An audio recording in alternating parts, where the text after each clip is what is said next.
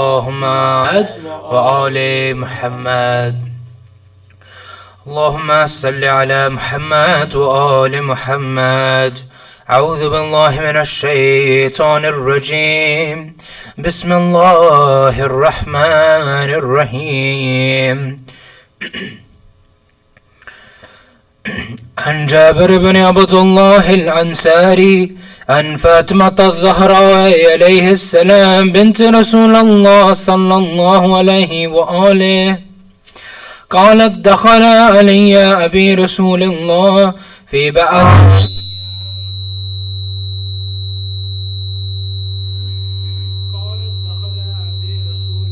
صلى الله عليه وآله في بعض الأيام فقال: السلام عليك يا فاطمة. فقلت: عليك السلام.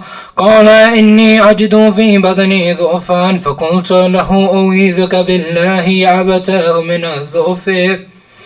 فقال: يا فاطمة ائتيني بالقصاء اليماني فغطيني به. فأتيته بالقصاء اليماني فغطيته به وصرت أنظر إليه وإذا وجهه يتلألأ كأنه البدر في ليلة تمامه وكماله. فما كانت إلا ساعة وإذا بولدي الحسن قد أقبل وقال: السلام عليك يا أمه. فقلت: عليك السلام يا قرتين وسمرة فؤادي. فقال: يا أمه إني أشم عندك راية طيبة كأنها راية جدي رسول الله صلى الله عليه وآله. فقلت: نعم إن جدك تحت الكساء.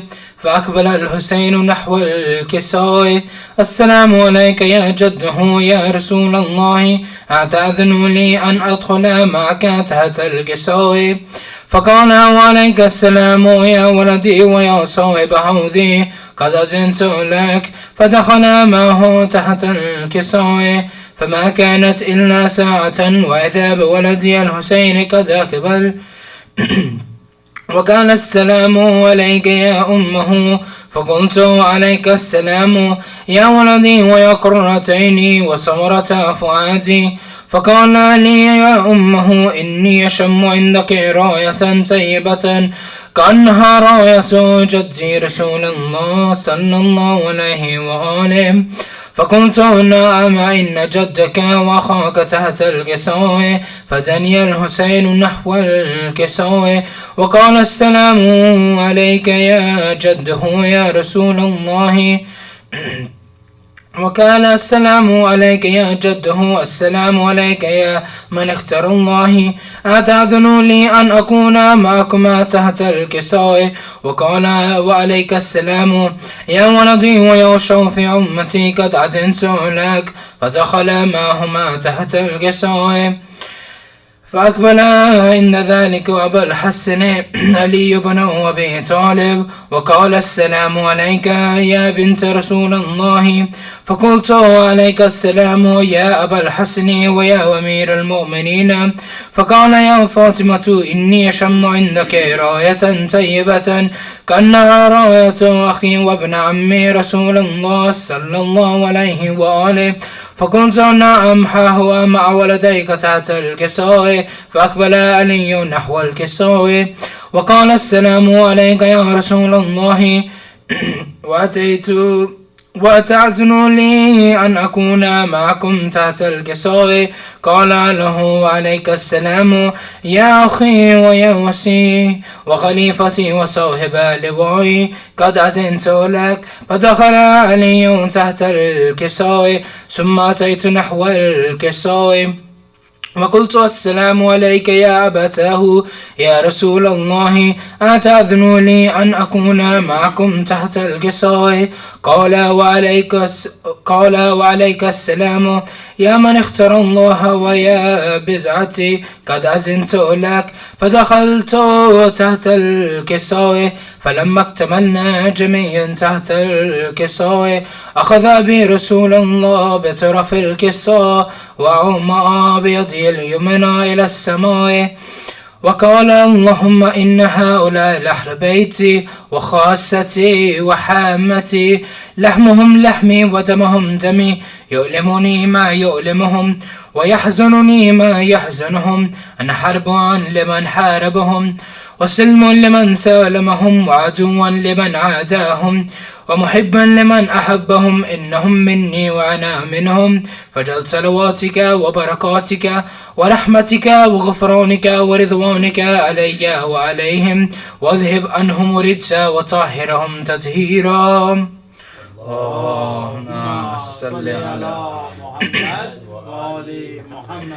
فقال الله عز وجل: يا ملائكتي ويا سكان السماوات، إني ما خلقت سماء مبنيا ولا أرضا مدحيا ولا قمرا منيرا ولا شمسا مضحيا ولا فلكا يدور ولا بحرا يجري ولا فلكا يسري إلا في محبة هؤلاء الخمسة الذين هم تحت الكساوي.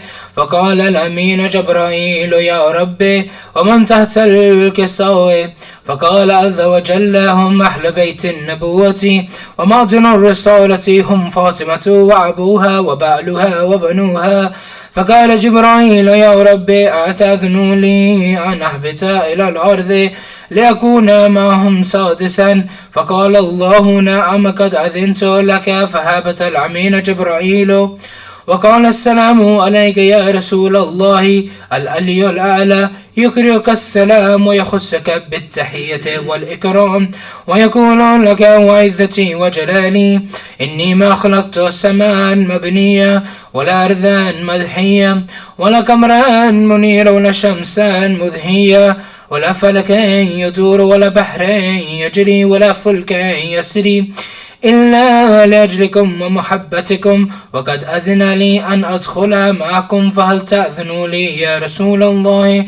فقال رسول الله: وعليك السلام يا أمير وحي الله، فإنه نعم، قد أذنت لك. فدخل جبرائيل معنا تحت الكساء، فقال لأبي: إن الله قد أوحى إليكم يقول: إنما يريد الله ليذهب عنكم رجس أهل البيت ويطهركم تطهيرا. اللهم صل على محمد وآل محمد. فقال علي لأبي: يا رسول الله، أخبرني ما لجلوسنا هذا تحت الكساء من الفضل عند الله. فقال النبي صلى الله عليه وآله: والذي بعثني بالحق نبيا واصطفاني من رسالة نجيا، ما ذكر خبرنا هذا في محفل من محافل أهل الأرض، وفيها جميع من شيعتنا ومحبينا، إلا ونزلت عليهم الرحمة وحفت بهم الملائكة واستغفرت لهم إلى أن يتفرقوا. فقال علي عليه السلام: إذا والله فزنا وفاز شيعتنا ورب الكعبة.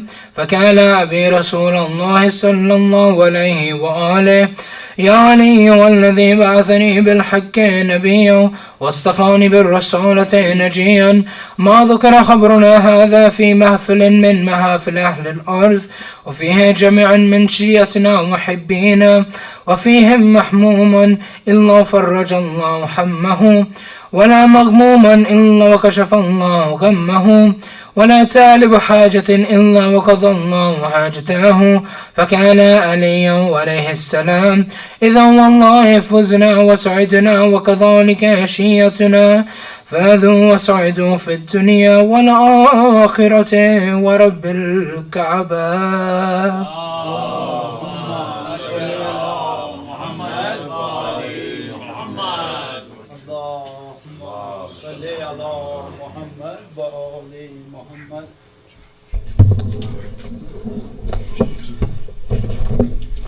أعوذ بالله من الشيطان الرجيم. بسم الله الرحمن الرحيم. إن الله وملائكته يصلون على النبي يا أيها الذين آمنوا صلوا عليه وسلموا تسليما. اللهم صل على محمد وآل محمد.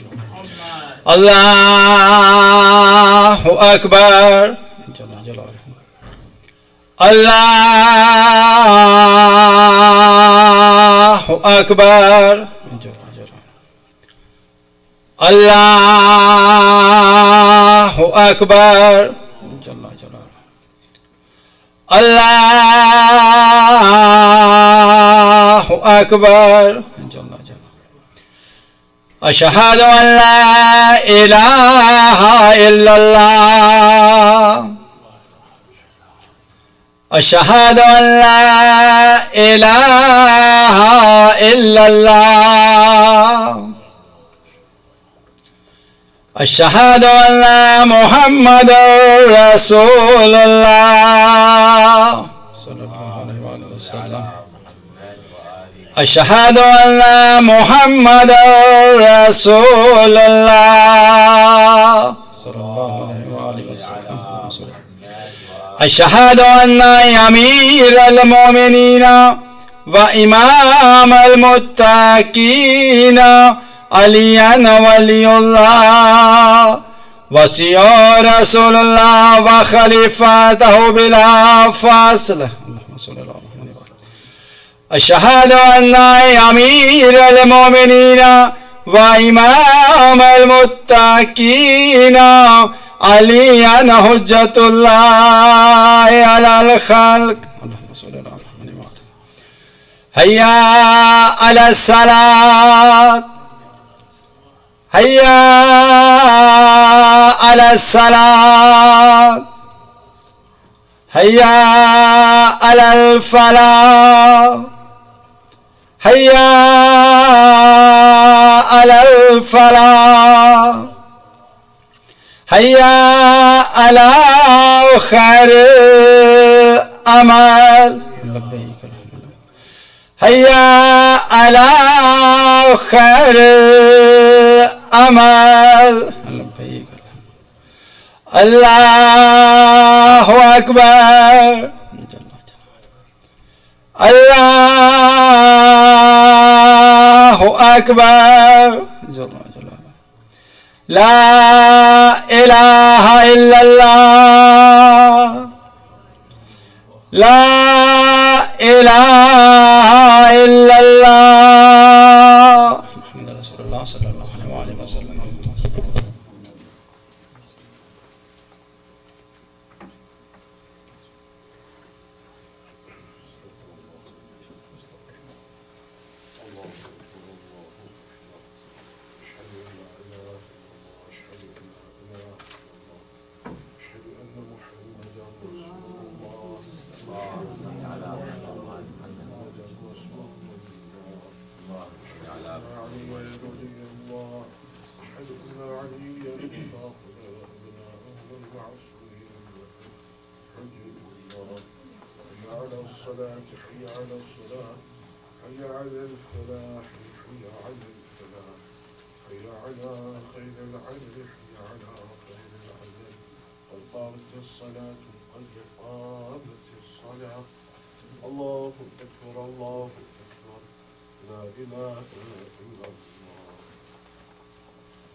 استغفر الله ربي واتوب اليه من كل ذنب يا محسن قد اتاك المسيء.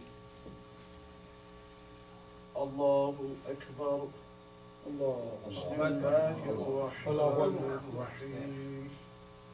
الحمد لله رب العالمين الرحمن الرحيم مالك يوم الدين إياك نعبد وإياك نستعين اهدنا الصراط المستقيم صراط الذين أنعمت عليهم غير المغضوب عليهم ولا الضالين.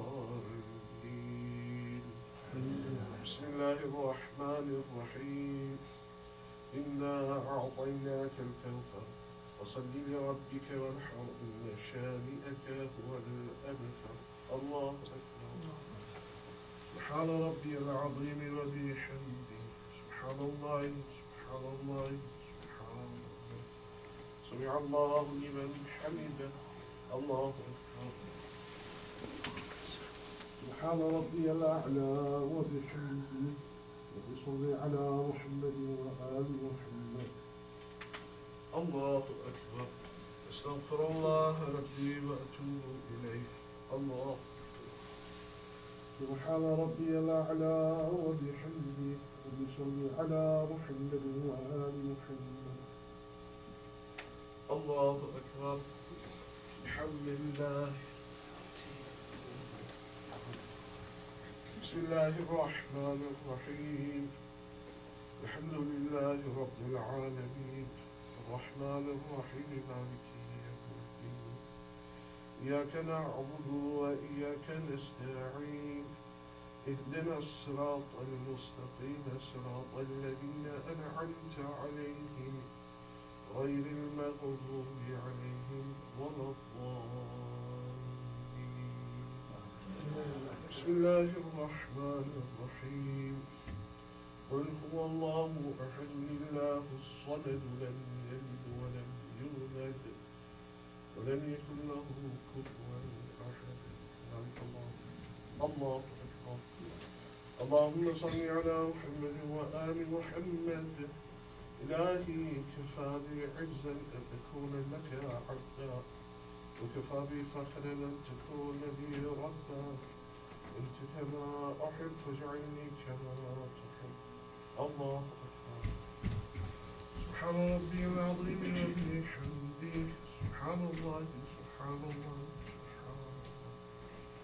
سمع الله لمن حمده. الله أكبر. سبحان ربي الأعلى وبحمده وبصلي على محمد وآل محمد. الله أكبر. أستغفر الله ربي وأتوب إليه. الله أكبر. سبحان ربي الأعلى وبحمده وبصلي على محمد وآل محمد. الله أكبر. الحمد لله. أشهد أن لا إله إلا الله وحده لا شريك له وأشهد أن محمدا عبده ورسوله. اللهم صل على محمد وآل محمد. الحمد لله.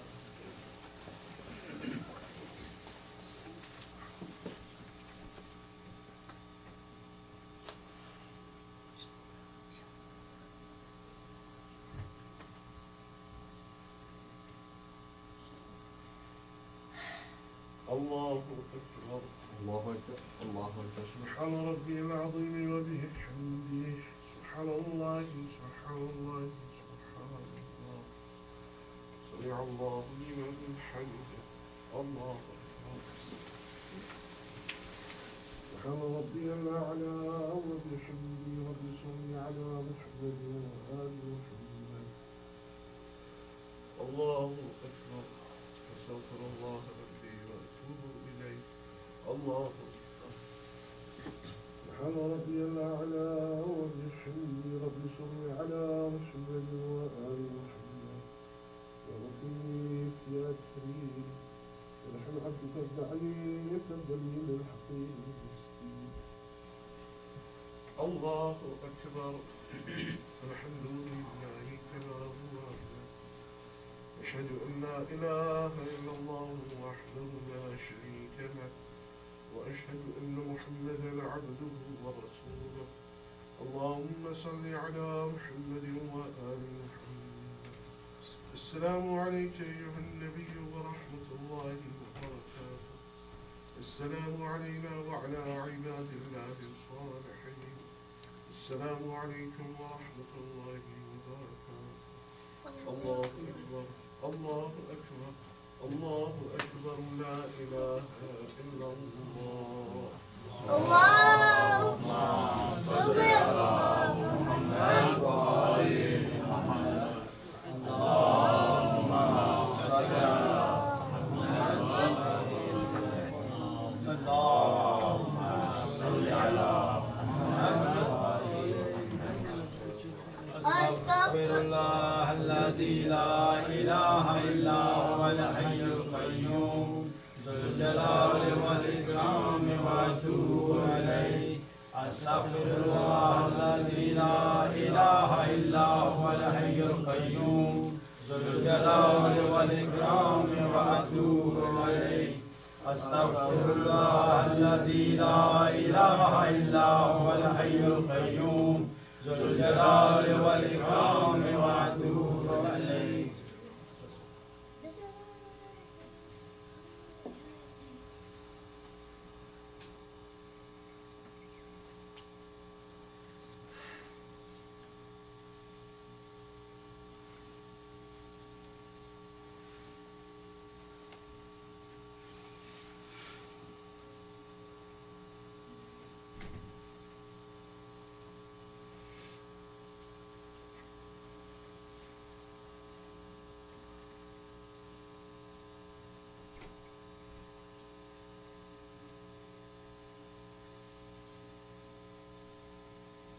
بسم الله الرحمن الرحيم. اللهم إني أسألك موجبات رحمتك وعزائم مغفرتك والنجاة من النار ومن كل بلية وفوز بالجنة ورضوان في دار السلام وجوار نبيك محمد عليه وآله السلام. اللهم ما بنا من نعمة ومنك لا إله إلا أنت أستغفرك وأتوب إليك. اللهم صل على محمد وآل محمد.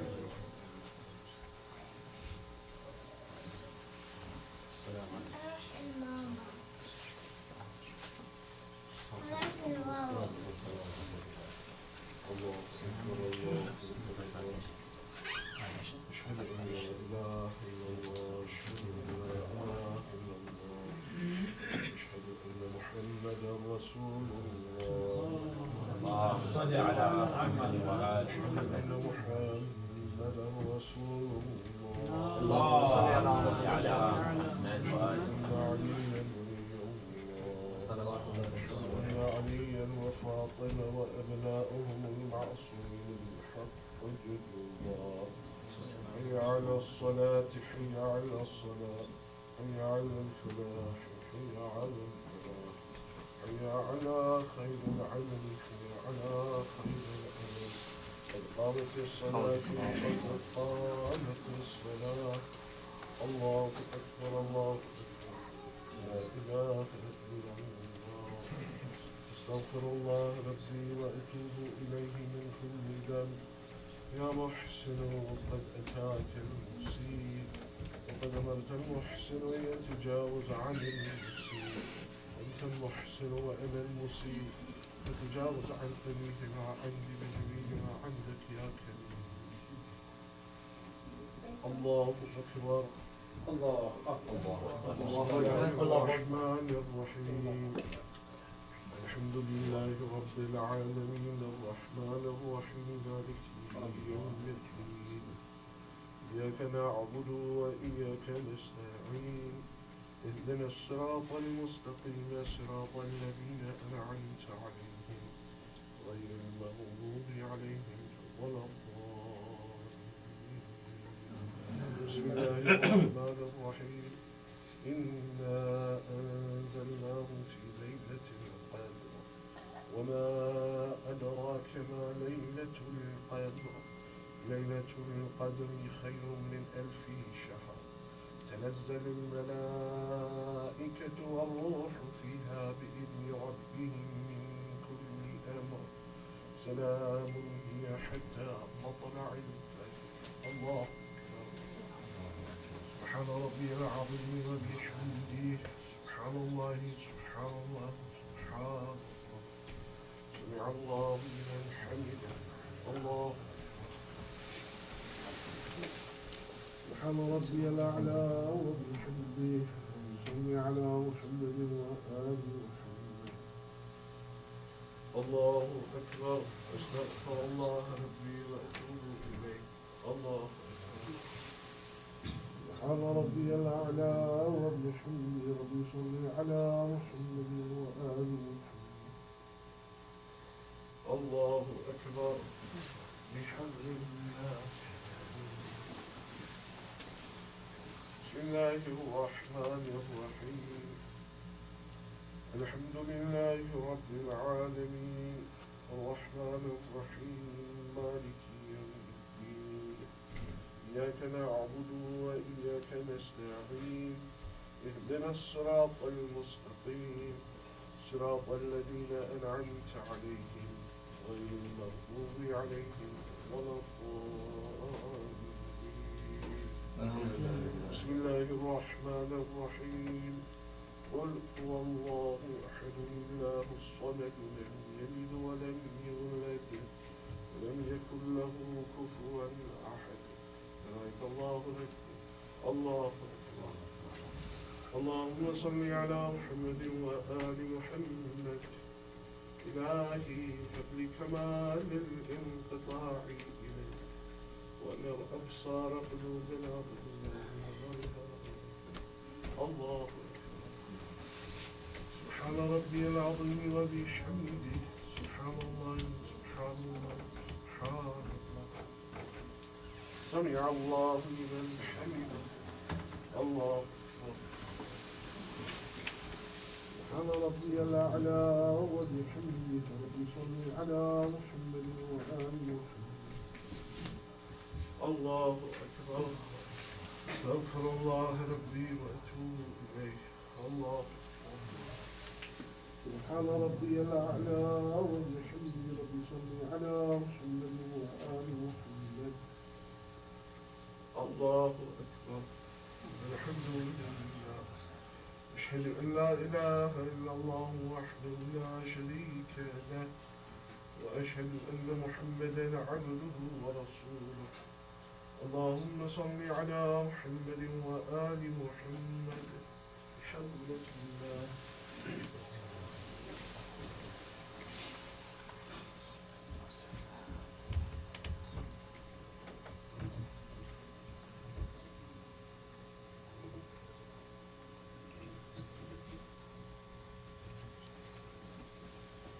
الله أكبر.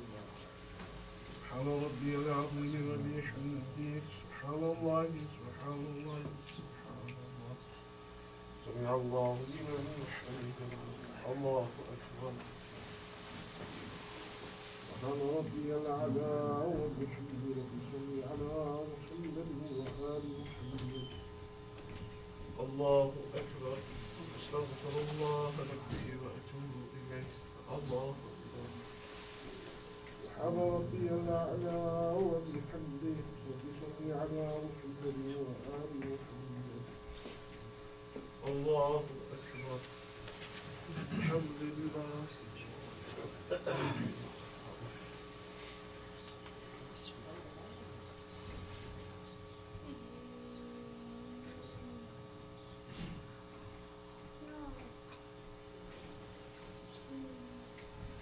الله أكبر. سبحان ربي العظيم وبحمده سبحان الله سبحان الله سبحان الله.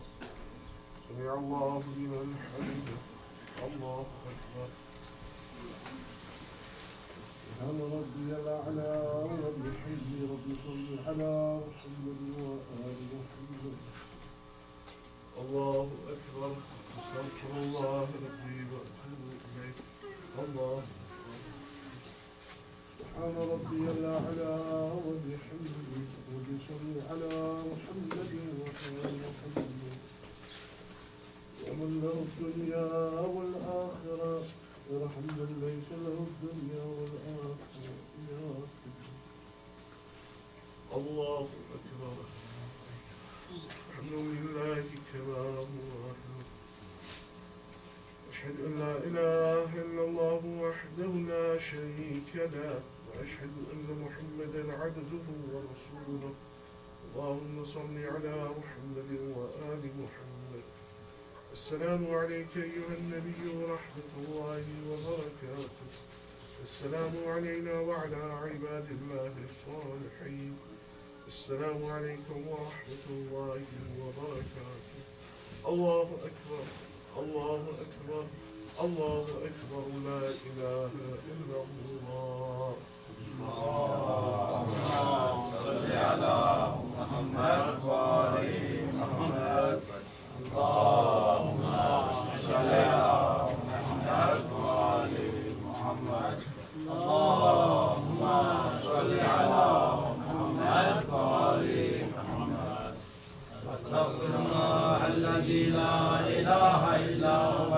القيوم ذو الجلال والإكرام وأتوب إليه أستغفر الله الذي لا إله إلا هو الحي القيوم ذو الجلال والإكرام وأتوب إليه أستغفر الله الذي لا إله إلا هو الحي القيوم ذو الجلال والإكرام وأتوب إليه.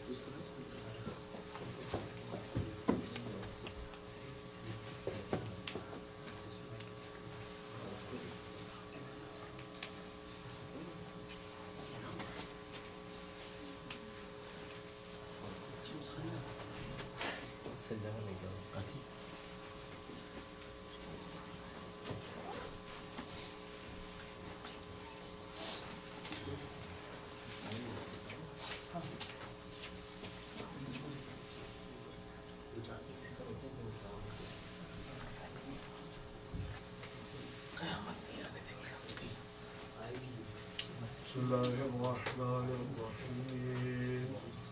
اللهم إنه ليس العلم بالموت وإنما أطلبه بخطرات تخطر على قلبي فأجول في طلبه البلدان فأنا فيما أنا طالب كالحيران لا أدري في سهل أم في جبل أم في أرض أم في سماء أم في بر أم في بحر وعلى يدي من ومن قبل من وقد علمت أن علمه عندك وأسبابه بيدك وأنت الذي تقسمه بلطفك وتسببه برحمتك.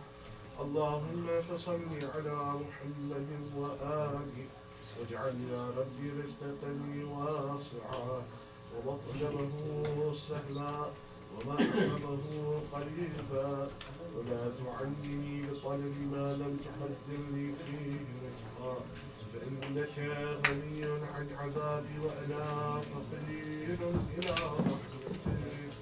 وصل على محمد وآله وجد على عبدك بفضلك إنك ذو فضل عظيم. اللهم صل على محمد وآل محمد.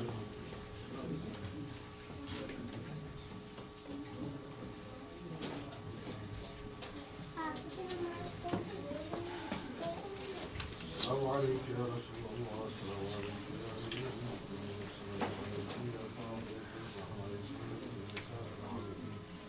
السلام عليك يا حسن المجتبى. السلام عليك يا أبا عبد الله الله وبركاته. السلام عليك يا غريب الغرباء وبعيد اللذا وسلطان بن الحسن علي بن موسى الرضا ورحمة الله وبركاته. السلام عليك يا سيدي ومولاي يا صاحب الأمان الأمان وكثرة الزمان. السلام عليك يا خليفة الرحمن. اللهم أرنا القلعة الرشيدة وضرة الحميدة فتح الناظر بنظرة مني إليك وعزل الفرج وسهل مخرجه واجعلنا من عوانه وانصاره المستشهدين تحت لوائه. السلام عليك إليك الرجوع ورحمة الله وبركاته. اللهم صل على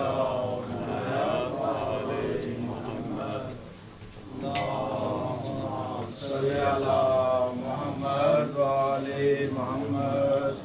اللهم صل على محمد وآل محمد. اللهم صل على محمد وآل محمد. بسم الله الرحمن الرحيم. اللهم كل وليك الحجة الحسن صلواتك عليه وعلى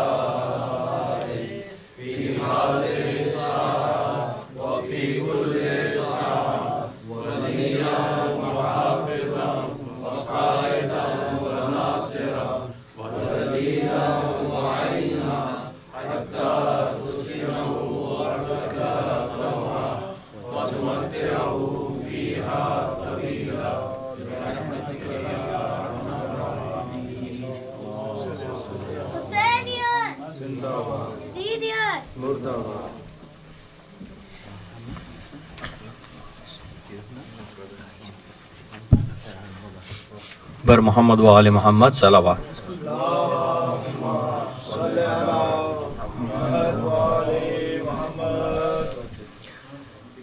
بار دیگر بآواز بلند صلوات.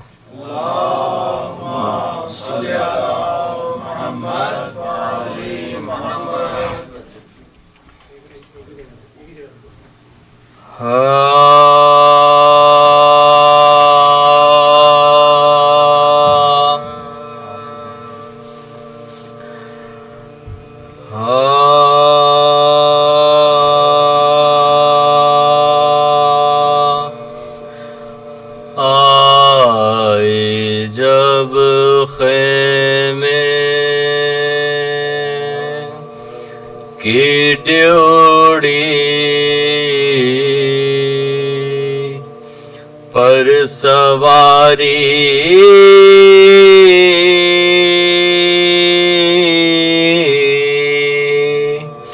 شاہ کی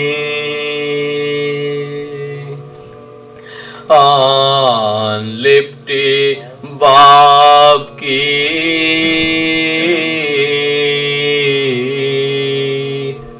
گردن سے پیاری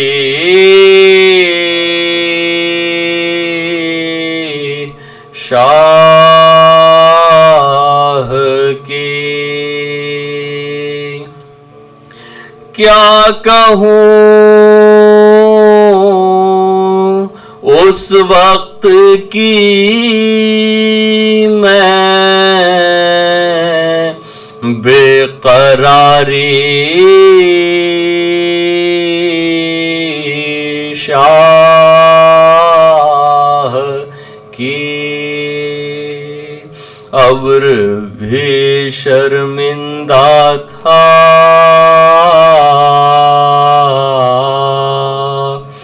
دیکھ اشک باری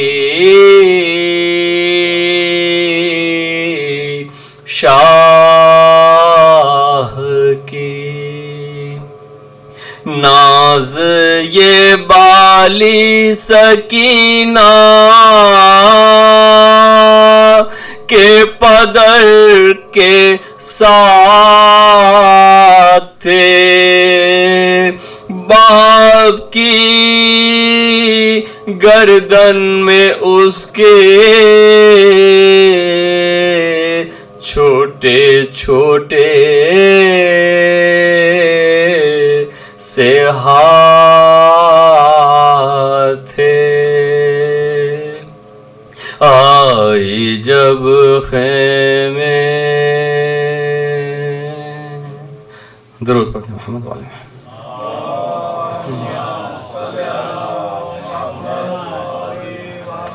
سلام کی چند اشارہ آپ لوگوں کی جماعتوں کی نظر کر رہا ہوں. ایک مرتبہ درود اور بھیج دیں محمد والے محمد.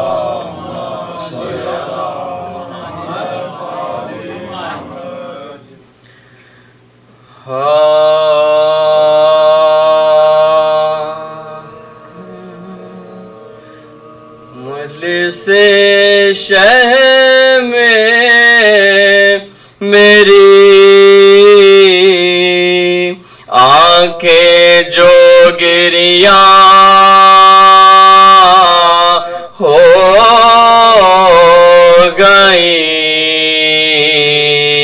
گئیں مجلس شہ میں میری آنکھیں جو گریاں ہو گئیں روز آخر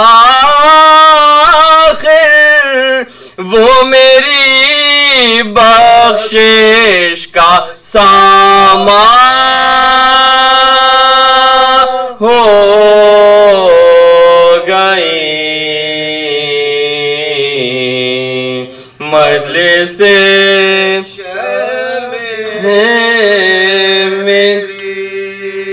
کس قدر پست فلک اقدار انسان ہو گئی فاطمہ کی بیٹیاں محبوب سے زندہ ہو گئی مجلس میں اور وقت مایوسی جو لب پر آ گیا نام علی مشکلیں جتنی بھی تھی میری سب آسان ہو گئی مجلس شہ میں عمر بھر جن کو رسول اللہ سلجھایا کیے کربلا کے بن میں وہ زلفیں پریشان ہو گئی مجلس شہ میں بجھ گیا بے شک چراغ خانہ زہرا مگر کوشک اسلام کی شمع فروزاں ہو گئی مجلس شہ میں میری انتہا کا صبر زینب نے دکھایا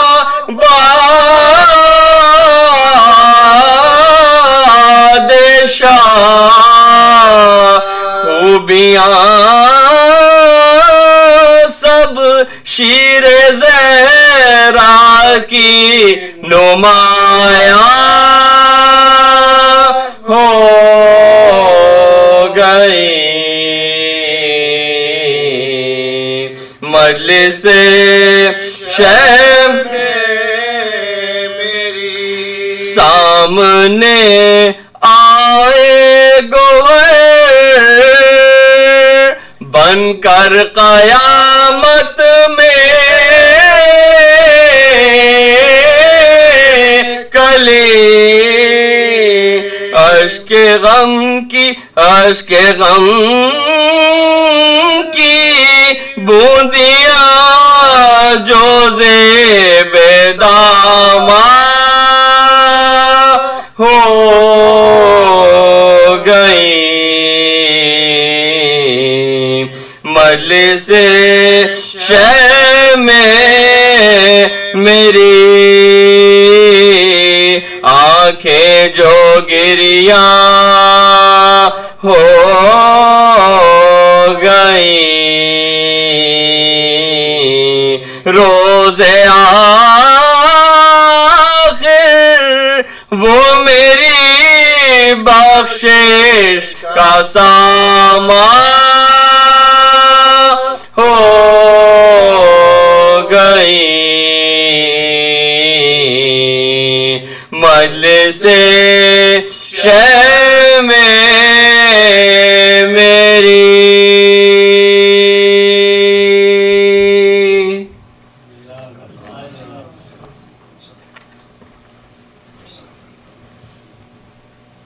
محمد و آل محمد بلندتر سلامات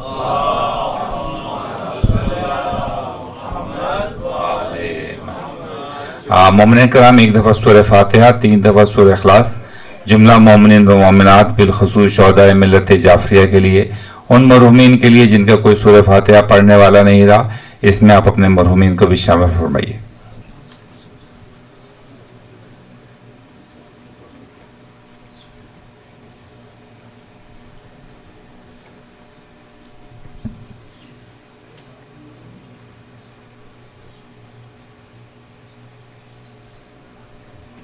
باب العلم بنی ہاشم سعدی کی جانب سے جو مجلسوں کا سلسلہ یکم محرم سے شروع ہوا ہے وہ انشاءاللہ 7 ربیع الاول تک اس طرح جاری رہے گا۔ یہ تمام مجلسیں نماز مغربین باجماعت کے ساتھ شروع ہو جاتی ہیں۔ آپ لوگوں سے پابندی وقت کے ساتھ مجلسوں میں شرکت کی اپیل ہے۔ یہ تمام مجلسیں آپ کے سپورٹ کے ساتھ ہی چل رہی ہیں۔ آپ سے گزارش ہے جس طرح بھی ہو ان مجلسوں کو اسپانسر کریں۔ اسپانسر کرنے کے لیے ہمارے ہال میں پوسٹر بھی لگا ہوا ہے۔ آپ جس دن کی مجلس اسپانسر کرنا چاہیں آپ اسپانسر کر کے اس پہ اپنا نام لکھوا سکتے ہیں۔ ڈونیشنز کے لیے لیڈیز اور جینٹس میں ڈریس موجود ہیں، آپ وہاں ڈونیشن دے کے ٹیکسیبل رسید حاصل کر سکتے ہیں۔ آپ ہماری ڈونیشن آن لائن بھی دے سکتے ہیں info@banihashim.org۔ اسی طرح جو مجلسیں ہماری چل رہی ہیں، آج کے مجلس کو ہمارے یوتھ نے اسپانسر کیا ہے، تبرک بھی انہوں نے ہی بنایا ہے، انہوں نے ہی اس کو سارا تیار کیا ہے۔ ہمارے یوتھ کی حوصلہ افزائی کے لیے ایک دفعہ بآواز بلند صلوات۔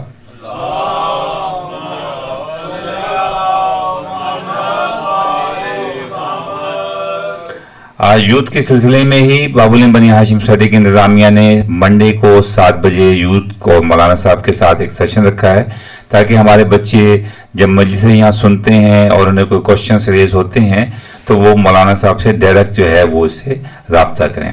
تو آپ سے گزارش ہے کہ آپ اپنے بچوں کو ضرور منڈے کو 7 بجے یہاں پہ بھیجیں تاکہ ان کی ڈائریکٹ انٹریکشن جو ہے وہ علماء کرام سے ہو، وہاں وہ خود اپنے جو کلیریفیکیشنس ہیں وہ پوچھیں۔ آپ بچوں کو ہمیشہ یہی کہا گیا کہ کوئی کوشچن غلط کوشچن نہیں ہوتا، سب کوشچن ٹھیک ہوتے ہیں، آپ ضرور پوچھیں، بچوں کو حوصلہ افزائی کریں، انہیں موٹیویٹ کریں کہ وہ کوشچن پوچھیں۔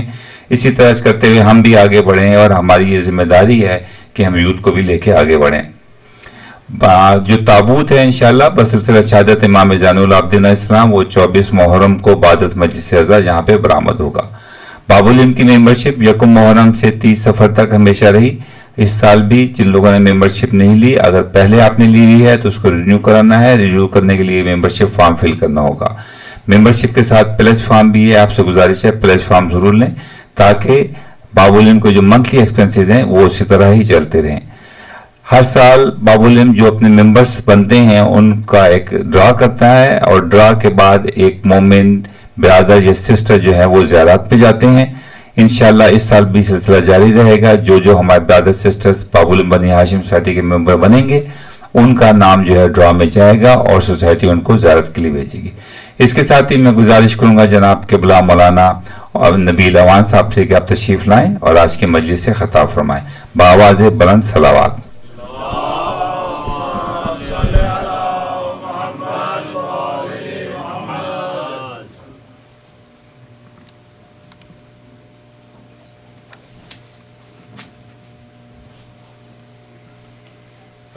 خدا خاتم الانبیاء بآواز بلند تر صلوات۔ اللہم صلی علی محمد و آل محمد۔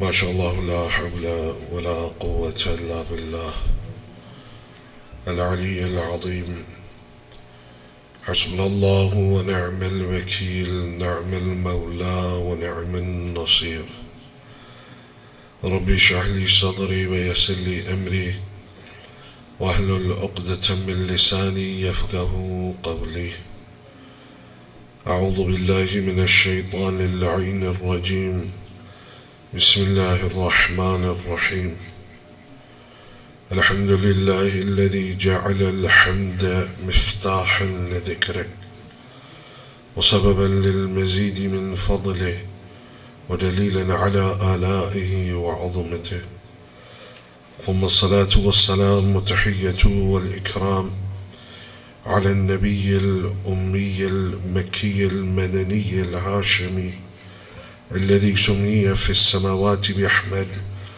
وفي الأرضين بأبي القاسم محمد اللهم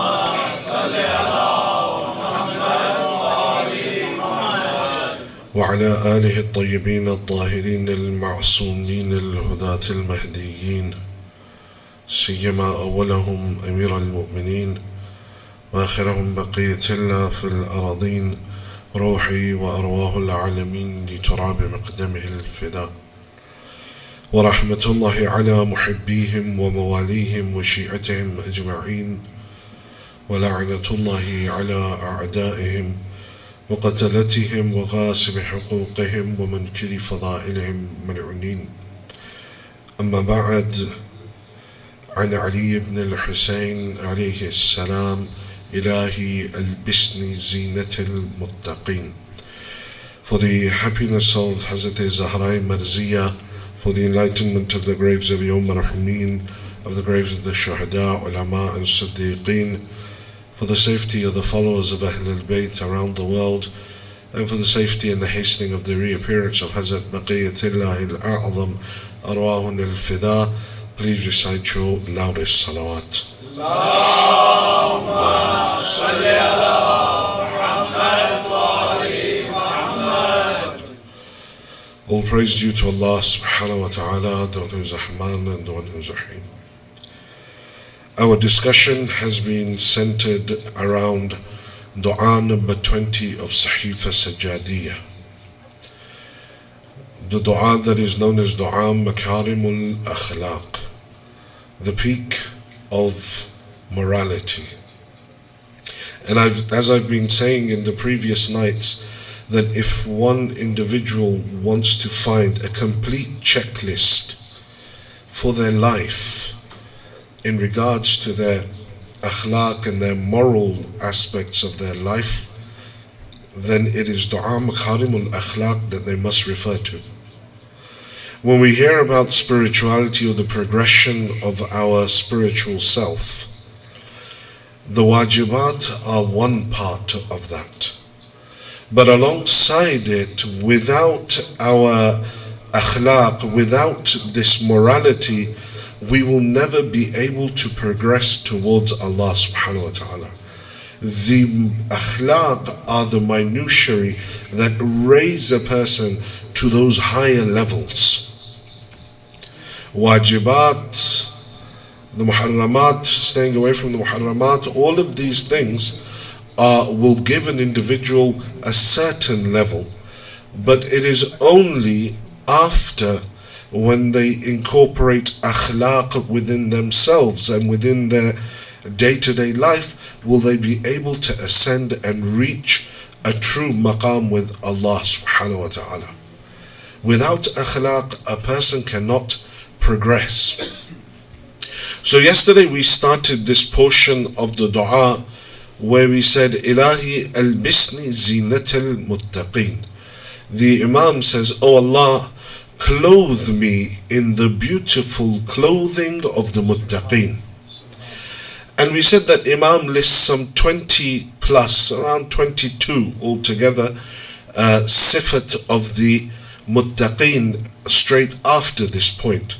And yesterday we said that, look, this zina, this beautification of everything, every single thing has a beautification for it.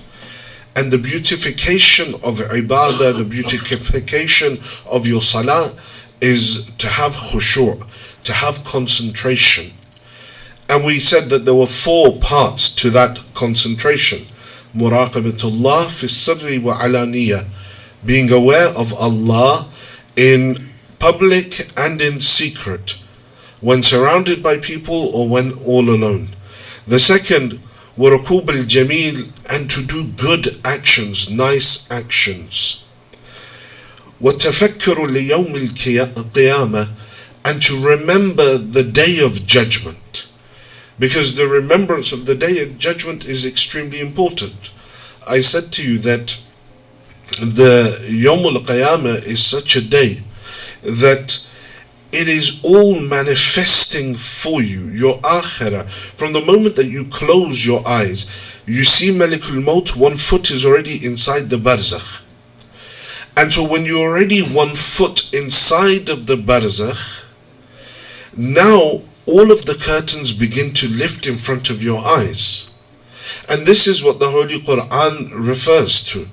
That on that day, when all of the curtains are lifted in front of their eyes, فَبَصُرُكَ يَوْمَ الْحَدِيدِ, that on that day their eyesight will be sharp, and they will see everything around them, the reality of this world, the reality of everything, and that will shock them so much. شَاخِصَةُ أَبْصَارِ, it is as if their eyes will be so wide in shock. It will be as if their eyeballs are falling out of their heads, seeing all of these realities that they were unaware of. And so pondering over Yawm al-Qiyamah is extremely, extremely important. And then the last thing that we said in this hadith was وَالْمُنَجَاةُ لِلَّهِ. The last thing that brings khushu' and presence of heart within our ibadat, within our salah, is to do munajat with Allah subhanahu wa ta'ala. This munajat, these night prayers, especially in the middle of the night, was so dear to Ahl al-Bayt alayhimus salam. When Muawiyah caught one of the companions of Amir al-Mu'mineen, he said to him, Sufli Abul Hasan, tell me about Abul Hasan. He said, he listed a few things, and then at the end he says to him, أشهد بالله يا معاوية لقد رأيت في بعض مواقفي وقد أرخى الليل سدولا وقد غارت النجوم وهو واقف في محرابه قابض على لحيته يتململ تململ السليم ويبكي بكاء الوالح الحزين وهو يقول يا دنيا غري غيري. He says, I swear to you on a number of occasions, O Muawiyah, by Allah, I would see when the night was passing by and the stars were disappearing, وَهُوَ وَاقِفٌ فِي مِحْرَابِهِ, he, Ali, would be standing in the mihrab of ibadat, قَابِضٌ عَلَى لِحْيَتِهِ, holding on to his beard, يَتَمَلْمَلُ تَمَلْمُلَ السَّلِيمِ, and writhing out of fear like a man bitten by a venomous snake. And in this state that Ali was crying, weeping, holding on to his beard, shaking out of fear, he was calling out, Ya dunya ghurri ghayri, O dunya, go deceive someone else, for Ali is not one to be deceived. That Ali that loved munajat with Allah in the middle of the night. So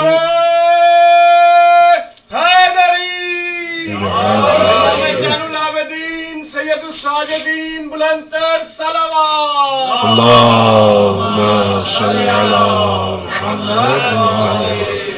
That Ali that loved munajat with Allah, loved standing in the middle of the night to converse with Allah. I, as his Shia, I never pray Salatul Layl. I don't do munajat in the middle of the night. I don't know how to pray Salatul Layl. That Ali that would spend the whole night, when he was struck upon the head and they were taking him back home and he saw the sun rising, he says, "O son, you bear witness in front of Allah that you have never seen Ali sleep, but Ali has always watched you rise." Then how is it possible that I don't love munajat? I don't love ibadat in the middle of the night. I don't love praying Salatul Layl. I have no attraction to waking up at the time of Sahar. And so I don't instill that in my children. Amir al-Mu'mineen would take each of his children, those that were babies at the time, every night he would choose one of his children and take them into the mihrab with him. And they would sleep next to Amir al-Mu'mineen as he did his ibadat. They're not reciting, but he says, no, the effect of this ibadat will influence the child. And the great, one of the Urafa, Adul Labi, if I'm not mistaken, he would say that it doesn't matter if your children fall asleep in the majlis of Abi Abdullah.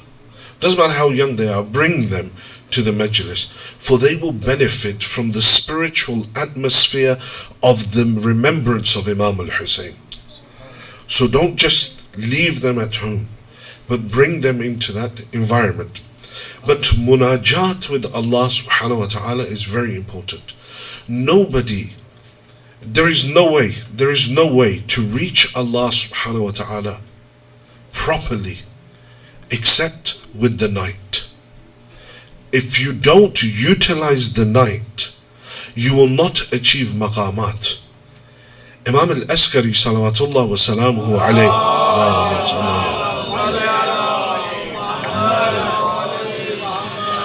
he says that إن وصول إلى الله سفر لا يدرك إلا بامتطاع الليل.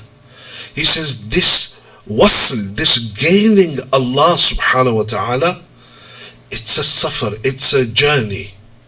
لا يدرك إلا بامتطاع الليل. You cannot complete this journey except through riding the night. امتطاع means to ride on something, to use the night as your steed, meaning the a'mal in the middle of the night, the a'mal, your salatul layl, your namaz at the time of sahar, your dua at the time of sahar. Until you do not utilize the night, you cannot achieve any maqamat spiritually. All of the awliya, all of the urafa, they have said this, that if you want to achieve maqamat spiritually, you want the curtains to be lifted in front of your eyes, then you must utilize the night.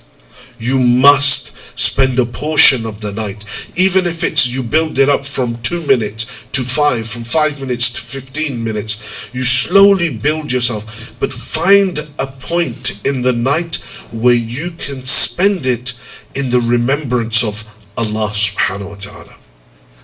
So those 4 things we discussed yesterday. And then moving forward, we say that the Imam says, Albisni zinat al-muttaqin, clothe me in the zina of the... And this word libas is odd, the tashbih that Imam is using here. He's saying, clothe me in this. And libas, Allah subhanahu wa ta'ala has used it in the Holy Quran a number of times to give reference to certain things.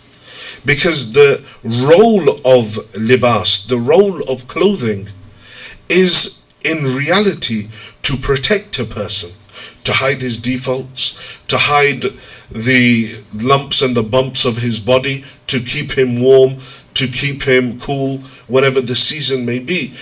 And so the role of clothing is to protect an individual. And bearing that in mind, now we go and we look at the ayat of the Holy Quran where Allah refers to certain things as clothing. The first is your spouse. هُنَّ لِبَاسٌ لَكُمْ وَأَنْتُمْ لِبَاسٌ لَهُنْ. She is a clothing for you and you are a clothing for her. Meaning you protect her from all of the difficulties of the dunya, you hide her defects, you hide her place, and she does exactly the same. She hides your defects, she hides your lumps and bumps, she hides all of your negative aspects and brings out your positive aspects. That's what clothing is supposed to do. It hides those things that I don't like about myself, and it accentuates other things that I do like about myself. And so Allah is giving here the example of marriage or of your spouse as clothing for you. That she will hide for you your defects and bring out your positive. And you too should hide her defects and bring out her positive part. Not that every time she does something wrong, I run and I'll tell my parents or her parents, she did this, she did that. No, that is not the role of libas. So Allah gives the example of marriage as clothing. He gives the example of the night as a clothing for you.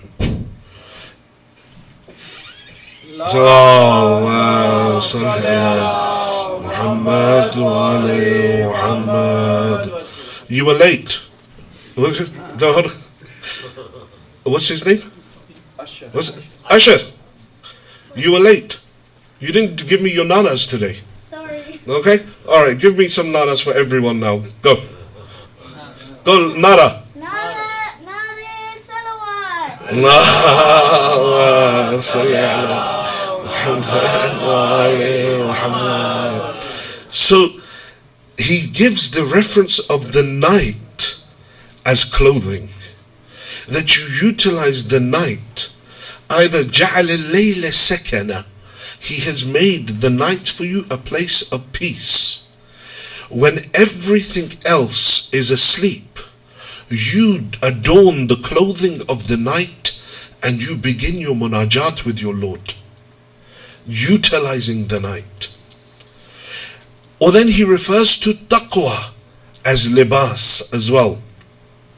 Says taqwa is a libas for you, it's your clothing to reach Allah subhanahu wa ta'ala, that it improves your relationship with Allah. So he uses this example of libas many a times in the Holy Quran, and here Imam is using this same reference. He's saying, Albisni zinat al-muttaqeen.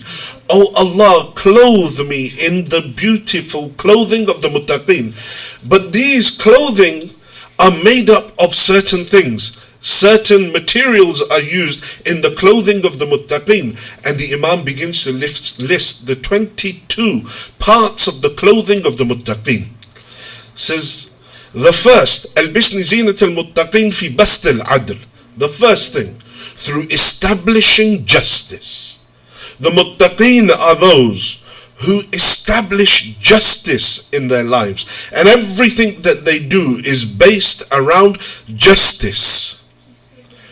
Hani, the sister of Amir al-Mu'mineen, you know that Amir al-Mu'mineen, altogether there were 5 siblings. They had, Hani was the only sister.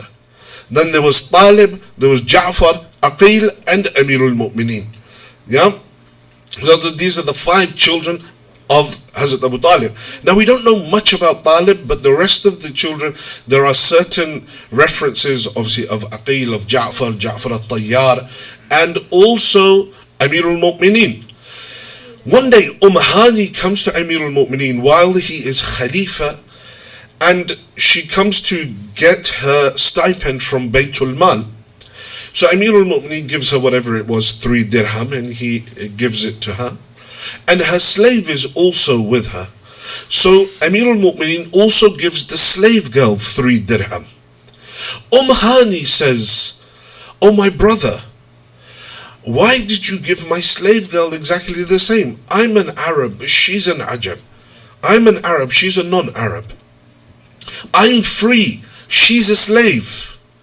Amir al-Mu'mineen looks and says, my sister, I have searched all through the Holy Quran, and nowhere have I found in the laws of God that there is any difference between an Arab and a non-Arab, between a free or a slave. Says there's no difference. So she gets exactly the same as you. And this was the beauty. Amir al-Mu'mineen is Giorgio Dark's book, As-Sawt al-Adalat al-Insaniya. When a Christian writes a book about the life of Amir al-Mu'mineen, he entitles it As-Sawt al-Adalat al-Insaniya, the voice of human justice. On one occasion, when Amir al-Mu'mineen is returning from Yemen with an army, and Rasulullah has left Medina in order to make Hajj, his final Hajj. So Amir al-Mu'mineen comes back with speed to be able to reach the Holy Prophet. As the army is coming, he says to them, you carry on, I'm going to go ahead faster because I want to meet the Prophet in Mecca. So he goes ahead, he meets the Holy Prophet, tells him about the war and everything. And the Holy Prophet says, okay, he welcomes him and says, Ali, now go back and bring your army with you.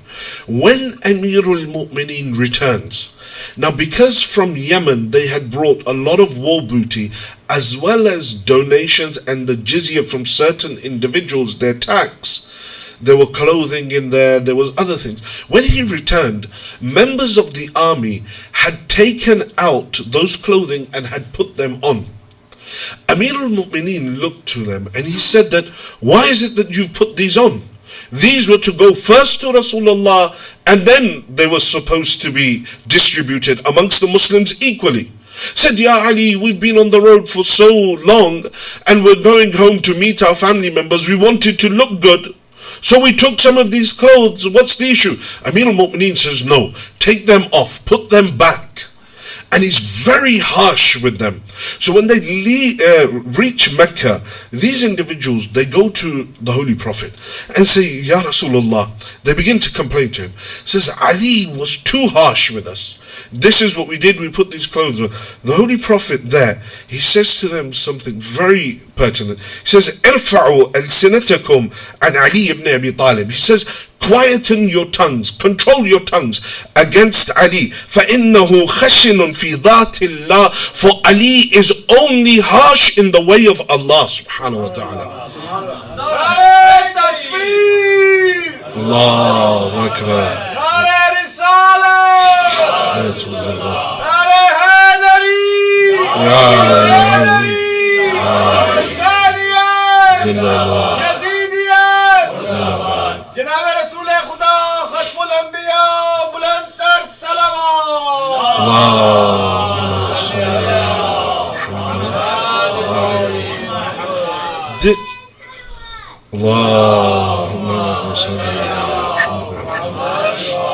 And there is a nuance here if you try and understand.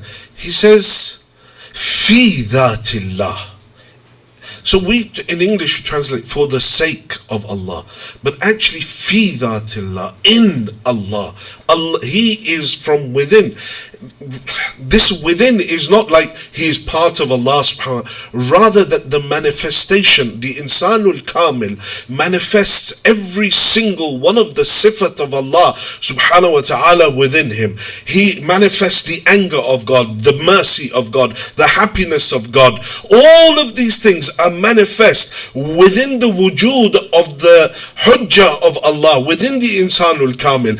And so when he achieves this maqam, he only becomes angry for the sake of Allah, and his anger is the anger of Allah. His happiness is the happiness of Allah. When one achieves this level of manifesting every single one of the names of God within himself, he doesn't look anywhere but to what Allah wants. He doesn't say anything but what Allah wants. He doesn't do anything but what Allah wants. No, but it's even more than that, because that individual that achieves this maqam of manifesting all of the names of God within him, he becomes Yadullah, he becomes Aynullah, he becomes Lisanullah, he becomes Wajhullah. All of these sifat manifest within him. The single wujud of Amir al-Mu'mineen, all of the Aimma alayhimu salam are all insanul kamil. They hold all of these sifat, and that's why the sixth Imam says, Nahnu asma'ullah. We are the manifestations of the names of God upon this earth. And this is, there's often people say that there's a difference. If you look at two of the salah of Amir al-Mu'mineen, in terms of when we say this, فَإِنَّهُ خَشِنٌ فِي ذَاتِ اللَّهِ, there are two particular salah of Amir al-Mu'mineen in history that are quite famous. The first is when Amir al-Mu'mineen has an arrow in his foot from a battle, and they can't pull it out, it's too much pain. So the Holy Prophet says, wait till he prays, and when he prays, pull out the arrow, because Ali doesn't know. He's so lost in God, he doesn't know anything, doesn't hear anything around him, and he won't feel anything. Pull the arrow out. But then later on there's another salah where he gives his ring in the state of ruku'. Now which one is right? Because the sa'il, the beggar, comes in and he says that I'm leaving the mosque of the Prophet empty-handed, and Amir al-Mu'mineen puts out his hand. But this Ali here is Ali that is so absorbed in his salah that he can't feel an arrow coming out. But over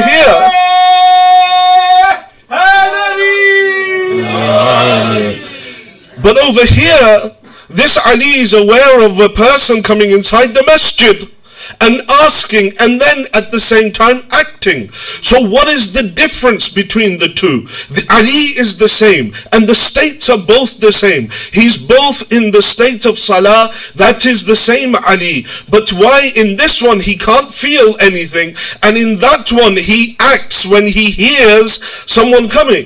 And the way they explain this is like this. In both states, Amir al-Mu'mineen is lost in the dhat of Allah subhanahu wa ta'ala. He's at the state of fana in his ibadah. All he is witnessing is Allah. When the arrow is removed from him, that's his physical wujud. His soul is in the illiyin. His soul is at the highest level. But here, that individual that leaves the masjid, he doesn't say, oh Ali, you give me.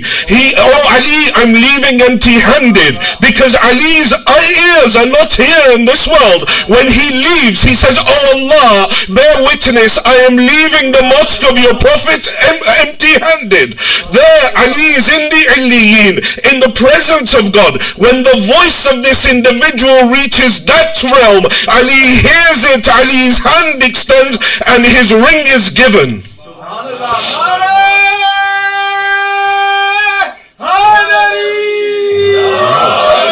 This is that level of fiddatillah.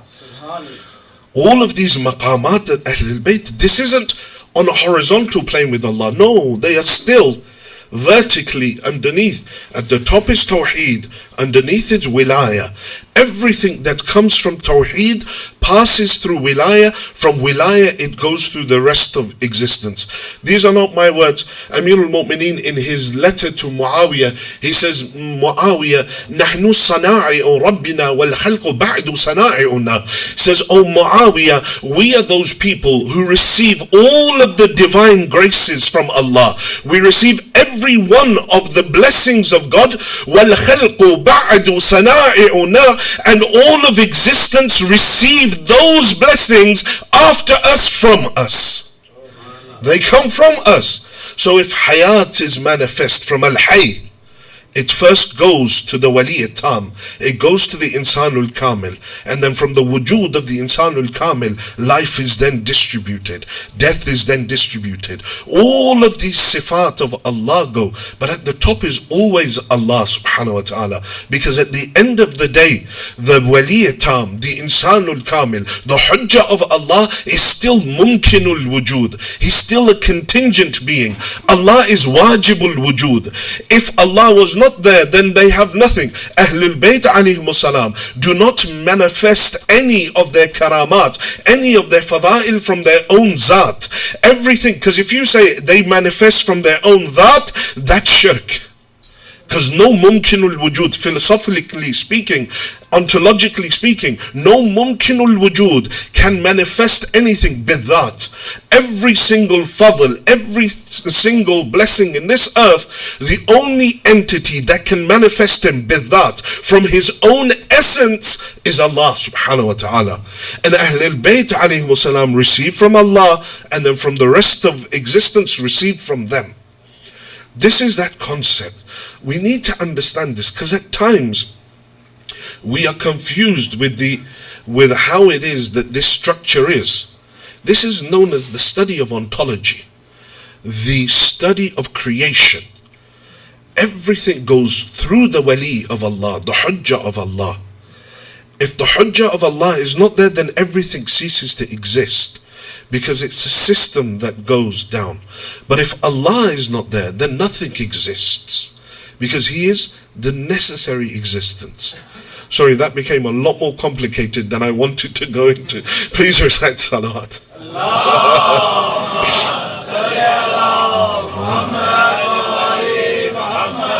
Where did we start from? The adalat of Amir al-Mu'mineen. Fi bast al-adl. When we talk about adala, why is it that the adala is so manifest? Is because Allah is adil. And so when Allah is adil, then the hujjah of Allah is also adil. He takes from the name of al-adil, He draws power from that name, and then He manifests that adalat upon the earth. And that adalat was extremely painful. Many have written It's a famous line in Arabic. It says, قُتِلَ فِي مِحْرَابِ عِبَادَتِهِ لِشِدَّةِ عَدْلِهِ. Says he was killed in the mihrab of ibadat because of the severity of his justice. Extremely severe in his justice. Even someone like Najashi. I gave this example in Masumin last week during the first Ashra.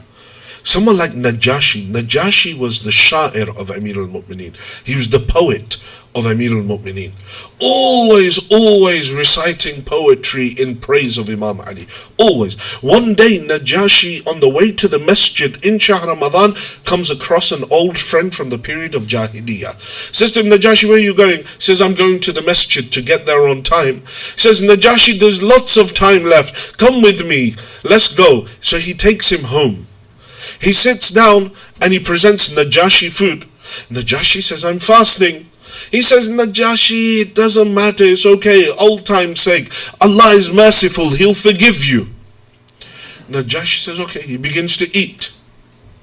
He eats the food, and then the man brings out alcohol as well, wine. Says, Najashi, one for old time's sake, come on, why not? Najashi's like, oh, I've eaten now, and Allah is merciful. Okay, fine, I'll have a glass or two of wine. Glass of two turns into the whole vase. Yeah, Allah protect us from bad friends. Najashi leaves that place. Remember where he was going? For namaz. Along the way he met a bad friend. He leaves the house drunk. Totally, what we would say in British English, legless. He's bouncing off the walls, can't walk in a straight line. They take him to Amir al-Mu'mineen. Ali, look at this, your maddah, your sha'ir, your poet. Najashi, look at his thing. Amir al-Mu'mineen says, put him into jail. Tomorrow we will administer 80 lashes on him. 60 for the crime of drinking alcohol and breaking, and 20 for doing it in Shahr Ramadan. The people of Najashi come to Amir al-Mu'mineen. Say, Ya Ali, if you do this, he's going to leave you. He'll go to Muawiyah. He's one of your Shia. He's one of the people that loves you. Ya Ali, come on. In his case, just show some leniency. If you do this, he's going to go and join Muawiyah. Amir al-Mu'mineen says, I cannot change the hudud of Allah subhanahu wa ta'ala. The law that God has set down, that cannot be changed. The next day, punishment is administered. Najashi runs and joins Muawiyah. Muawiyah says, Najashi, where are you coming from? He says, Muawiyah, I have run from the adalat of Ali to seek sanctuary in your dhulm, to seek sanctuary in your oppression. Such was the adala of Amir al-Mu'mineen. But yet that same Ali, in Kufa, he is Khalifa. But in order to make ends meet, he would go and water the gardens of people. He would load his camel with bags of water, and then he would go and water the orchards and the gardens of people. After one Salat al-Jum'ah, the sword, because this often, a few people have asked me in recent weeks, what is the point of this stick that you hold in Jum'ah? It should be the weapon of the day. And the Maulana is there to defend you if anything happens. So put your trust in him. So it should be the weapon, I just hope he knows how to use it. So it's a weapon that the Imam al-Jamaat holds in his hand in order to, if anything happens, to protect his flock. Amir al-Mu'mineen is leaning on his sword, he gives the khutbah. At the end, when it's just a few of his close companions, he says to him, does anyone wish to buy this sword from me? I say, Ya Ali, why? He says, so I need some money, I need to go and buy some food for home. It's been 2 days, we've had no food in the house. Khalifatul Muslimin. And this is why the Italian writer, he writes that from the history of Adam until now, there has been no justice on this earth except for 4 years and 11 months, and that was in the reign of Ali ibn Abi Talib. If you want to see true justice, it's in the life of Amir al-Mu'mineen. Where is the justice in our lives? Where is the justice? Are we just with our family members? Are we just with our children? Are we just with our spouses? Are we just with other mu'mineen? Or do we have a streak of favoritism within us? Do we favor others over, or favor our own over others? Do I have justice in my life? If my child is misbehaving and someone tells my child off, do I do favoritism and say, no, don't say anything to my child, he's fine, you're in the wrong, you shouldn't have told my child off? Because that's an easy example for us to grasp at how there is such a lack of justice in all of our lives, in the things that we do. It's far from the justice of Amir al-Mu'mineen. That Ali that would ask Talha and Zubayr, are you here to see me on a personal matter, or is it a matter of state? Say a personal matter. Says, okay, he extinguishes the candle of the state and he orders a candle to be brought from home. They say, why did you do that? It says, because this is from Baytul Mal. This belongs to the people. This is my own candle. And because you've come to speak to me about a personal matter, I've ordered mine. How many people don't think twice? Nowadays, not so much, but the elders will remember. The office has a printer, the office has a photocopier. It's okay, nobody's looking. Start printing the Majlis flyers. I'm doing a good thing. No, I'm not. Adala, haqqun nas. I don't have permission to use it. It has been placed there as being something for the place that I work, for the work that I do. I don't have the right to use it for my own personal use. And that's just a small example of things that we don't even acknowledge as being something that is, something that is a thing for us. I go to someone's house and I want to do wudu. I don't ask them, I just go to their bathroom and do wudu. But actually I need permission from the person whose house I'm in. Unless it is already indicative in what they've said to you that you have permission in that house. Otherwise, that water is ghasbi. Even the salah, even though you're praying a wajib salah, if you don't have permission from the person who owns that land, who owns that land, it's ghasbi. I remember a few years ago, I was in Pakistan for something, and in the village, people have got their cows, and the cows are wandering, and they're going from one place to another place. And I remember my uncle had a few, and they were going into the neighboring field and eating grass there. So I said to him, who owns it? Is that yours? I said, no. That's just someone else's. They've eaten all the grass here. That's owned by. He says, do you have permission of the person that owns it? He says, no. So then, this is haram for you.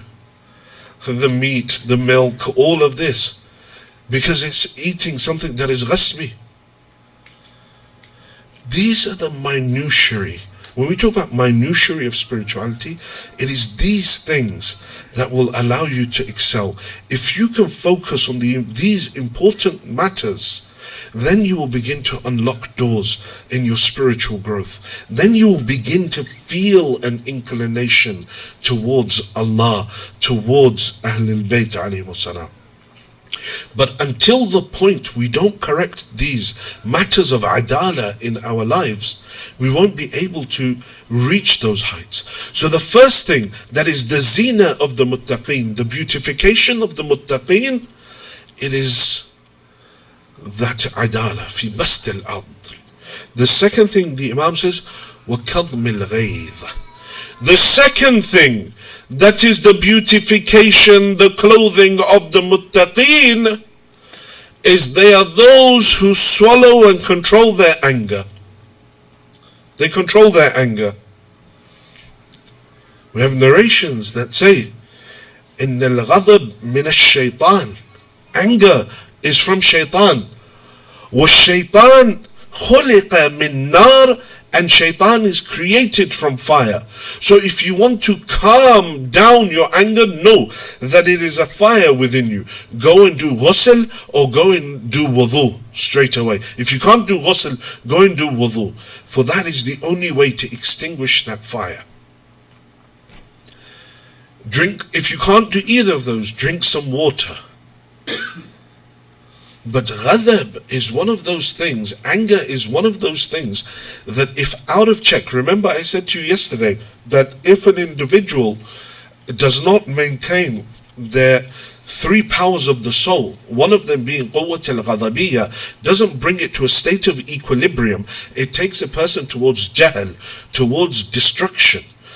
Ghadab, when brought, some people have too much, so for everything they get angry, for everything they get annoyed, and some have nothing, no anger, and so nothing annoys them and they're cowards.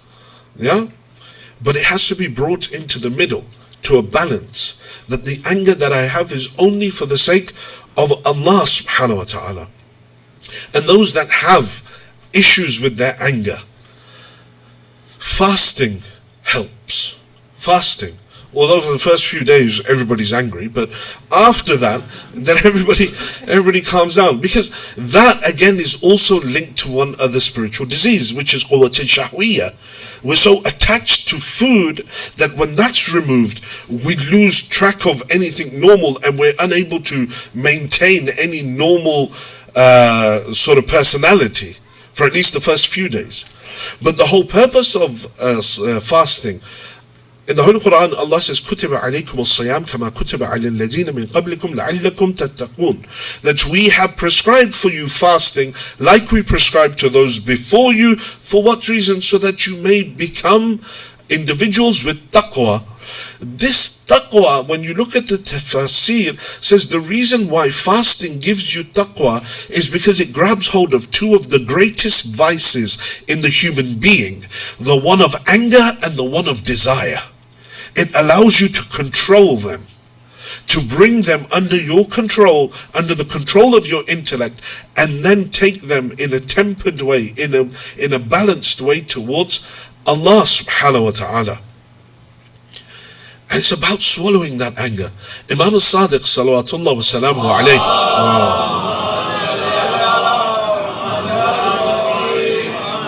alayhi would secretly send money to a cousin of his via someone else. Wouldn't tell, and would say to him, don't tell him that it's from me. So this companion would go to this distant cousin of Imam al-Sadiq and give him the money. And this man would always say, God bless you, you know, that you're helping me. You know, I have a cousin, Ja'far al-Sadiq is my cousin. He doesn't care about me. He's this, he's that, he's this, he's that. Hatta even when Imam al-Sadiq died, he came to the funeral and said, this man in his life never helped me. He was supposed to be my cousin. He never helped me. He didn't do any of this. He didn't know that Imam is helping him. Imam himself was hearing these things, but Imam al-Kadhim now is hearing this about his father. When he goes, Imam al-Kadhim swallows that anger. He goes, he opens the wasiyah of Imam al-Sadiq. He says, my son, amongst the things that Imam tells him, he says, my son, there is a relative of ours that lives in Fulan place, this man. I have been giving to him for these. You continue giving to him via this person. They know. If I was in that situation, someone comes and I've secretly sent them money, and then they come, oh, you never helped me, you don't care about me. Be like, yeah? I don't? Well, let me show you. Let me pull up my accounts. I'll show you. Yeah, now who's been helping who? Yeah? But the Imam alayhi salam, this kadhmul ghayth, controlling the anger. For many people, this anger just flares up. Uncontrollable. Rage. They can't control it. Especially in times of highly emotional places. For example, the first Ashra of Muharram. Like, you guys, alhamdulillah, to some extent in Canada, you're calm. Come to England.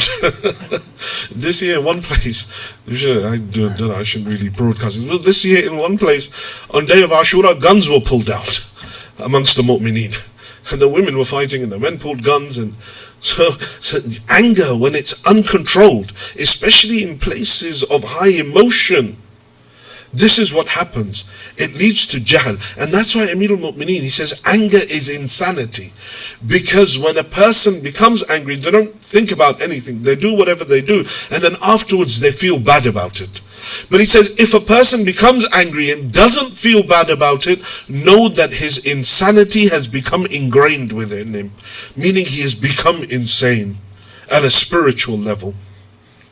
And there are some people who take pride in their anger, because they think, oh yeah, this will make people scared of me, nobody's going to mess with me.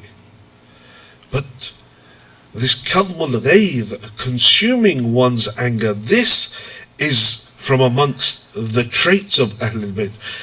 And this is what Imam al-Kadhim is telling, Imam al-Sadiq is telling Imam al-Kadhim in his will.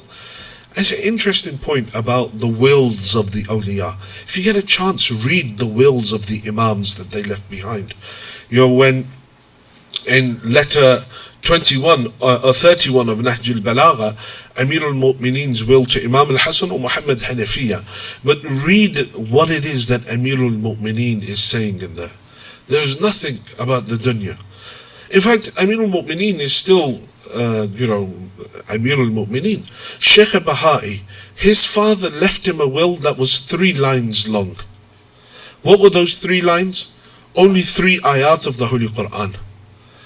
He said, my son, my will to you is this. The first, remember this, Inna akramakum indallah atqakum. The greatest person in the eyes of Allah is the one that has the most taqwa. Second, أَوَلَمْ نُعَمِّرْكُمْ. Remember, there will be a day when God will ask you, did we not give you life in this world? What did you use those years for? Where did you spend those years in the dunya? And the third one, تِلْكَ دَارُ الْآخِرَةِ نَجْعَلُهَا لِلَّذِينَ لَا يُرِيدُونَ عُلُوًّا فِي الْأَرْضِ وَلَا فَسَادًا وَالْعَاقِبَةُ لِلْمُتَّقِينَ.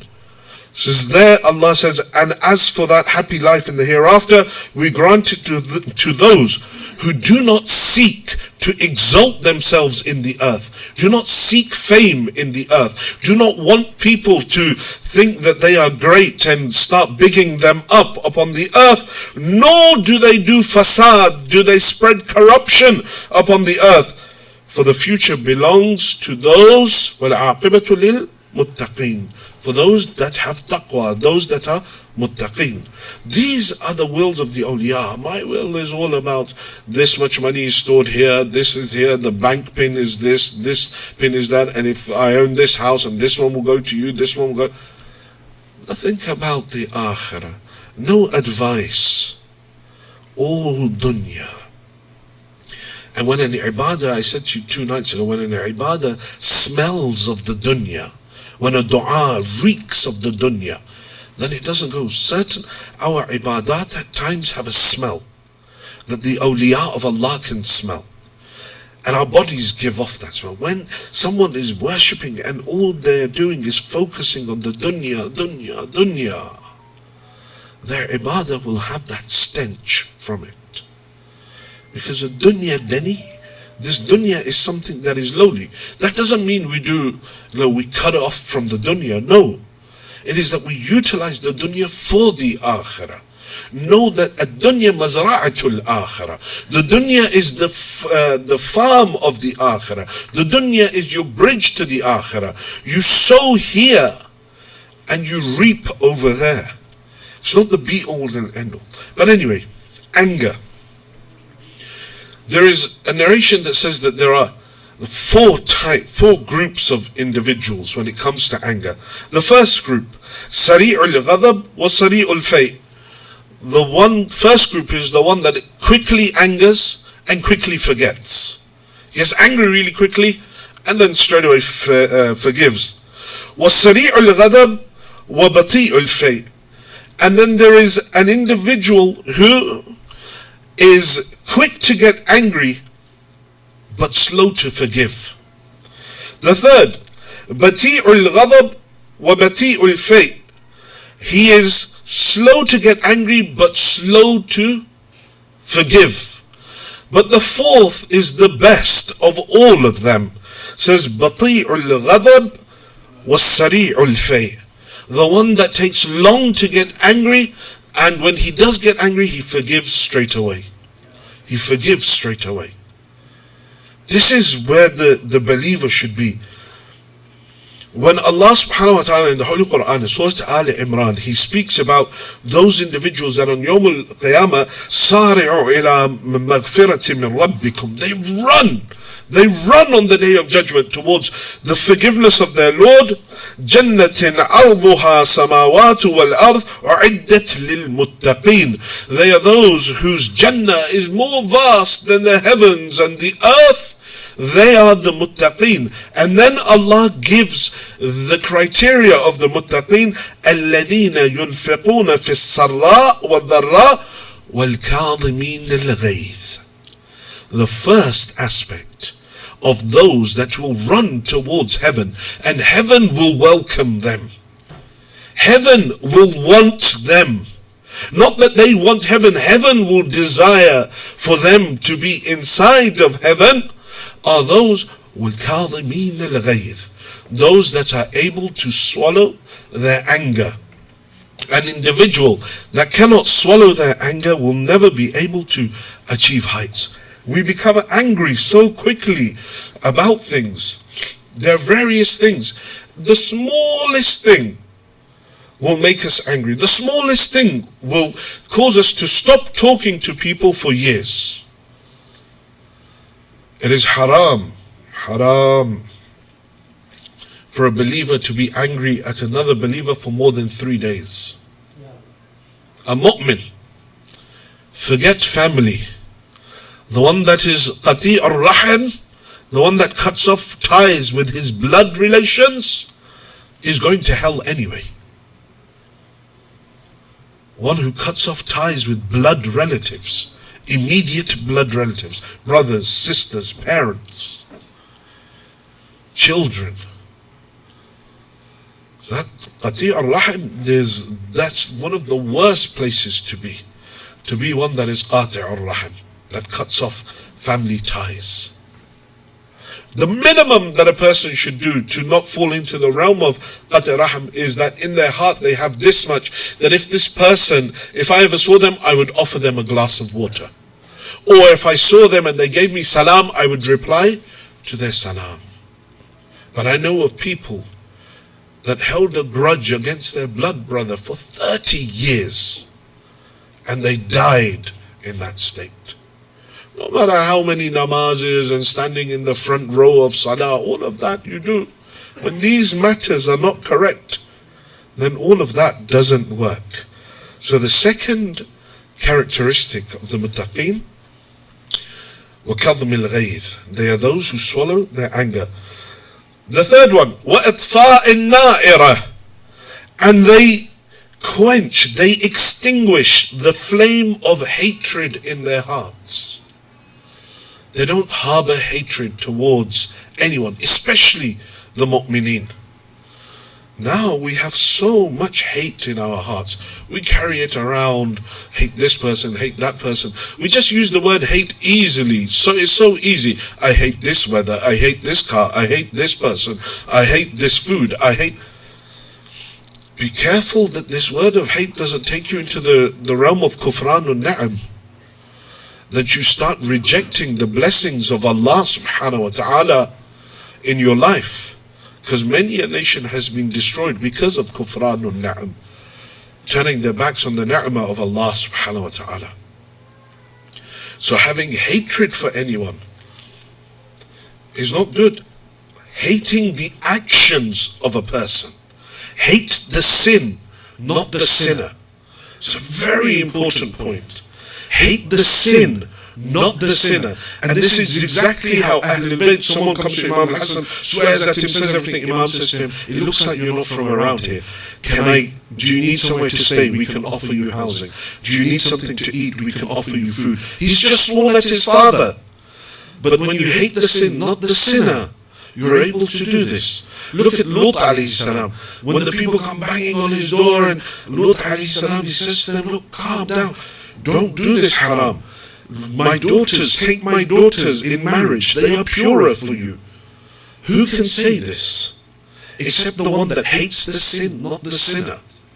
These maqamat, this hate that we have, we carry it around for the physical person, and you can't hate the physical being, because that was created in perfection by Allah. Yes, you can hate his actions, but for a mu'min, someone comes to Imam al-Qadim salawatullah salamu alayhi,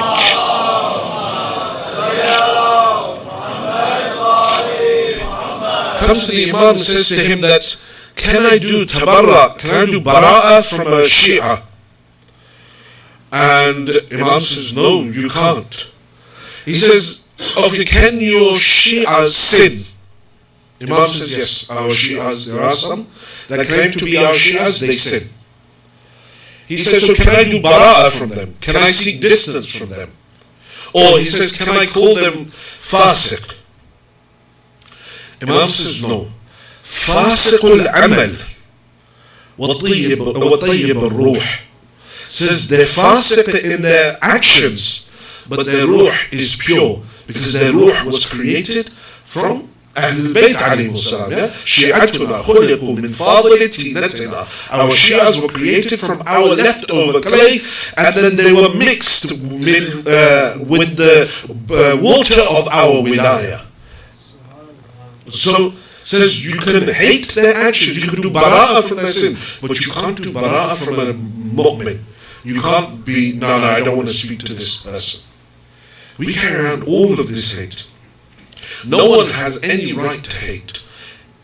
You can't hate the creation. Only the Creator can hate, because He's at the top. Now who does Allah subhanahu wa ta'ala hate? The Holy Prophet says, مَا شَيْءٌ أَبْغَضَ إِلَى اللَّهِ. There is nothing more hated by Allah subhanahu wa ta'ala min al-bukhl wa su' al-khulq. Two things Allah hates the most: a miser and the one that has bad akhlaq. For then the Holy Prophet says, وَإِنَّهُ لِيُفْسِدُ الْعَمَلِ كَمَا يُفْسِدُ الطِّينُ الْعَسَلِ. Says that for they corrupt your a'mal.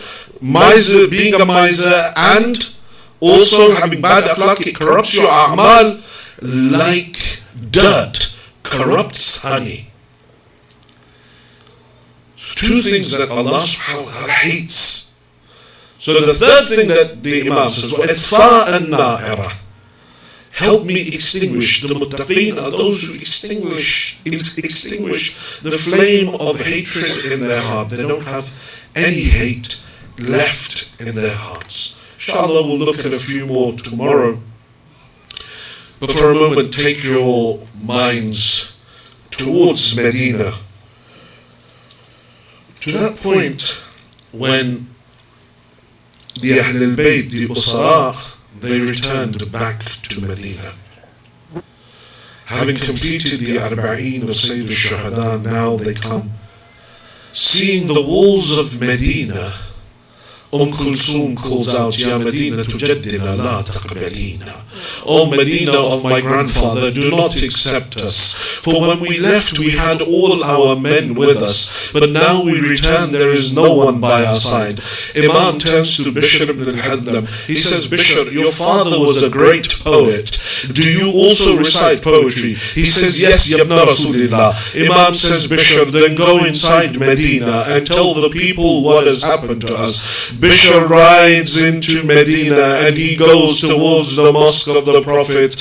He stands there, he calls out, Ya Ahl Yathrib la muqama lakum biha, قتل الحسين فادمعي مدرار, الجسم منه بكربلاء مضرج والرأس منه على القناة يدار. He says, O people of Medina, Medina no longer is worthy of you staying here, for Hussein has been killed in Karbala, الجسم منه بكربلاء مضرج. They mutilated his body on the plains of Karbala. والرأس منه على القناة يدار. And his head was paraded from street to street. As Bishr is standing there, an old lady comes forward. She's holding a child in her hand. She says to him, Ya Na'i, O man who is calling out, أخبرني عن ولدي الحسين, what news do you have of my son Hussein? Bishr says, I was confused. Who is this lady that is calling Hussein her son? I asked someone near me, who is this lady? They said to me, this is al-Banin, زوجة أمير المؤمنين. This is al-Banin.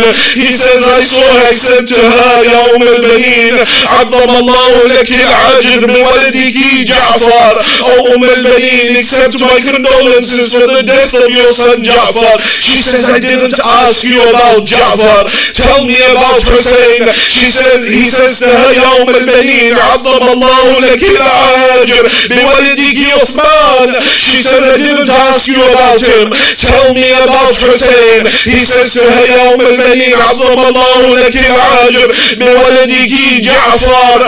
al-Banin, accept my condolences for the death of your son Ja'far. She says, I didn't ask you about him. Then he says to her, Ya al-Banin, عظم الله لك العجر بقمر العشيرة بالفضل العباس.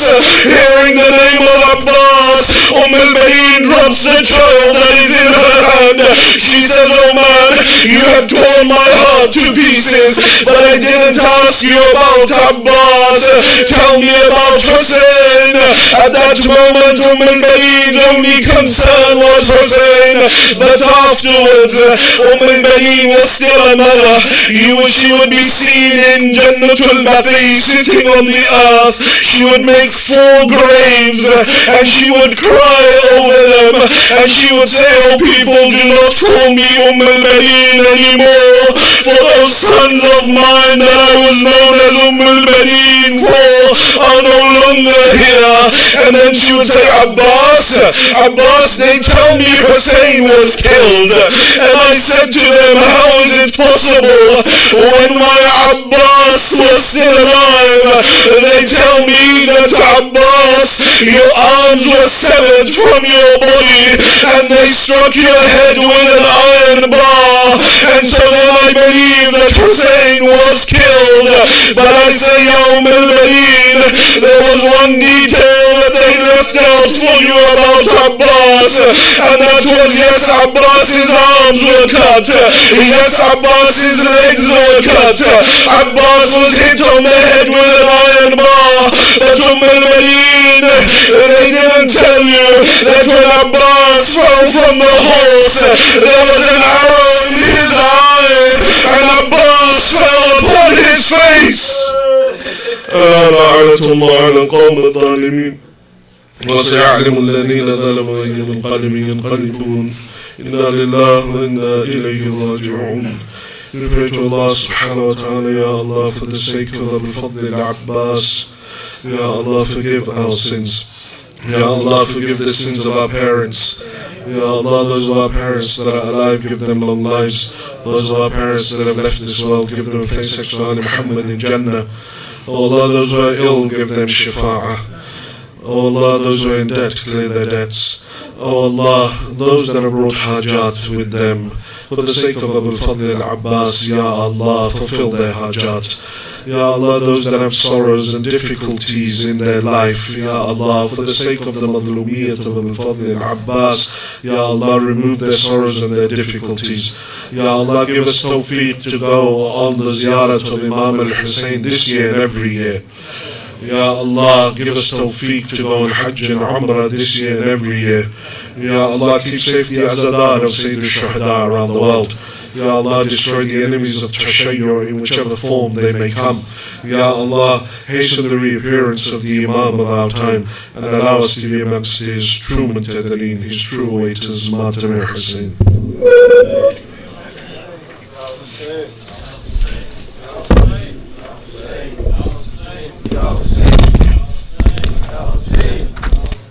Ya Hussein, Ya Hussein, Ya Hussein, Ya Hussein.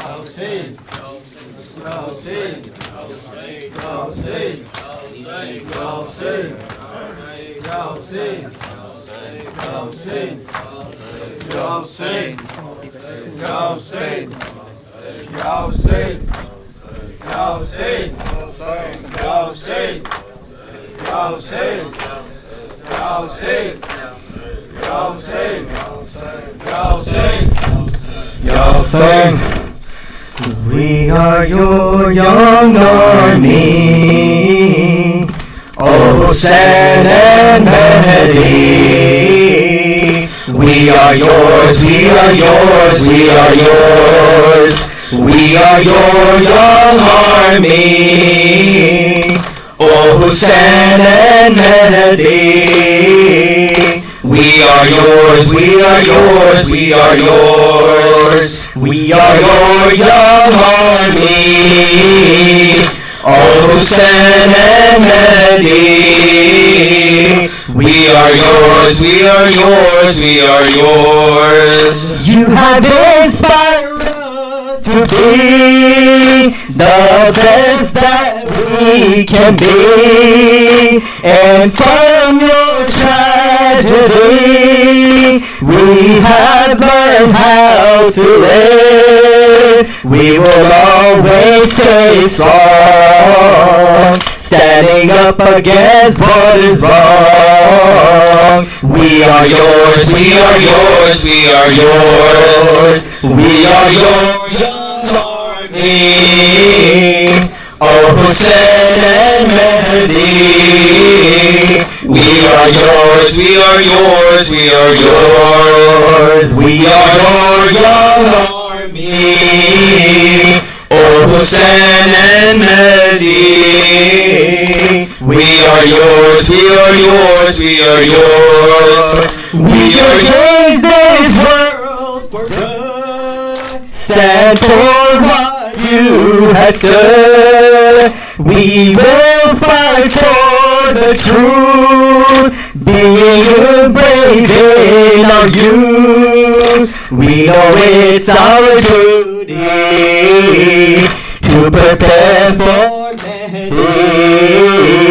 We are yours, we are yours, we are yours. We are your young army, O Hussein and Mehdi. We are yours, we are yours, we are yours. We are your young army, O Hussein and Mehdi. We are yours, we are yours, we are yours. You have witnessed suffering, your beloved perishing. Enemies were cheering as your tents were all burning. We have learned from your patience to rely on God's wisdom. We are yours, we are yours, we are yours. We are your young army, O Hussein and Mehdi. We are yours, we are yours, we are yours. We are your young army, O Hussein and Mehdi. We are yours, we are yours, we are yours. Seeing you is our dream. We pray one day we can be by your side when you return to reform the prophet's deen. You are our Savior. We are your followers. We are yours, we are yours, we are yours. We are your young army, O Hussein and Mehdi. We are yours, we are yours, we are yours.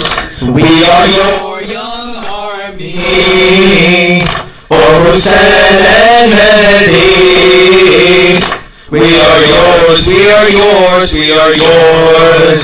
This is what Qasim had taught. on when he came bravely and fought. Nothing is sweeter than death if you're on the path of God. We'll remember his message and we'll show our courage. We are yours, we are yours, we are yours. We are your young army. Oh, Hussein and Mehdi. We are yours, we are yours, we are yours. We are your young army. Oh, Hussein and Mehdi. We are yours, we are yours, we are yours.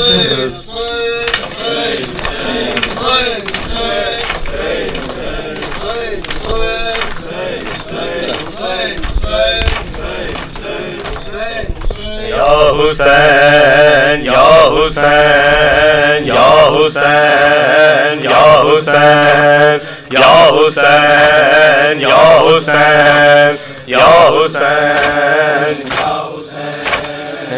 Hussein, Ya Hussein, Ya Hussein, Ya Hussein, Ya Ba, Ya Hussein, Ya Hussein, Ya Hussein,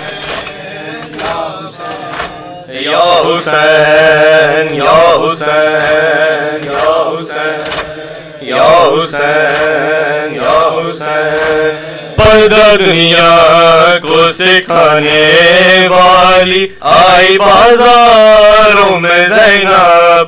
पर्दा दुनिया को सिखाने वाली आई बाजारों में ज़ैनब. पर्दा दुनिया को सिखाने वाली आई बाजारों में ज़ैनब. पर्दा दुनिया को सिखाने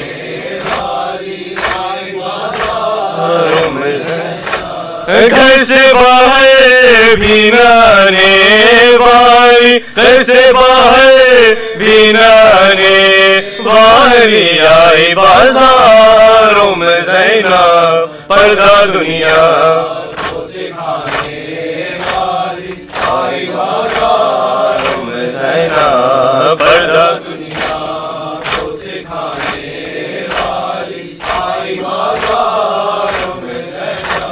जिसने बाबा से छुड़ाए थे कई बार असीर, जिसने बाबा से छुड़ाए थे कई बार असीर.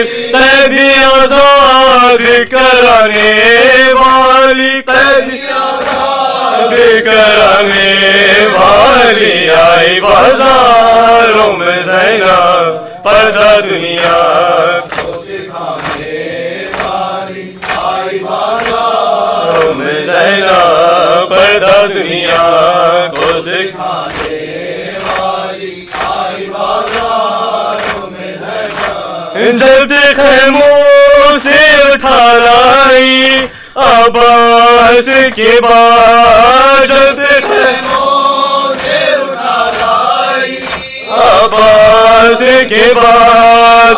अलिया बेद को बचाने वाली, अलिया बेद को बचाने वाली आई बाजारों में ज़ैनब. पर्दा दुनिया को सिखाने वाली आई बाजारों में ज़ैनब. पर्दा दुनिया को सिखाने वाली आई बाजारों में ज़ैनब. दीन की खातिर ये बीबी सालार बनी, दीन की खातिर ये बीबी सालार बनी. बनके अब्बास दिखाने वाली, बनके अब्बास दिखाने वाली आई बाजारों में ज़ैनब. पर्दा दुनिया को सिखाने वाली आई बाजारों में ज़ैनब. पर्दा दुनिया को सिखाने वाली आई बाजारों ننگ سر پڑتی رہی خطبے بازاروں میں ننگ سر پڑتی رہی خطبے بازاروں میں کیسے دشمن کو ہلانے والی کیسے دشمن کو ہلانے والی آئی بازاروں میں پردہ دنیا کو سکھانے والی آئی بازاروں میں پردہ دنیا کو سکھانے والی آئی بازاروں میں گھر سے باہر بھی نہ آنے والی گھر سے باہر بھی نہ آنے والی آئی بازاروں میں زینب پردہ دنیا کو سکھانے یا حسین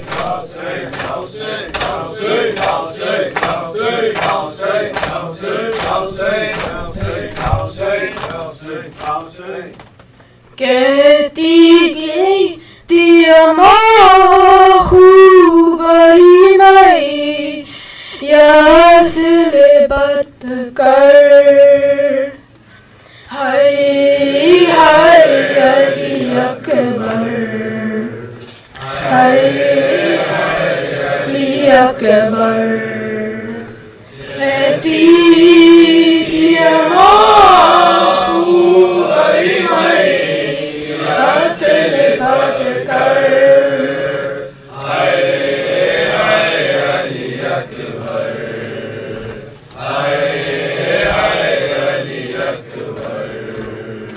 ارمان تو پہناؤں گی پوشاک شہانی ارمان تو پہناؤں گی پوشاک شہانی افسوس کی رسائی نہ تجھ کو یہ جوانی کیسا کا مقدر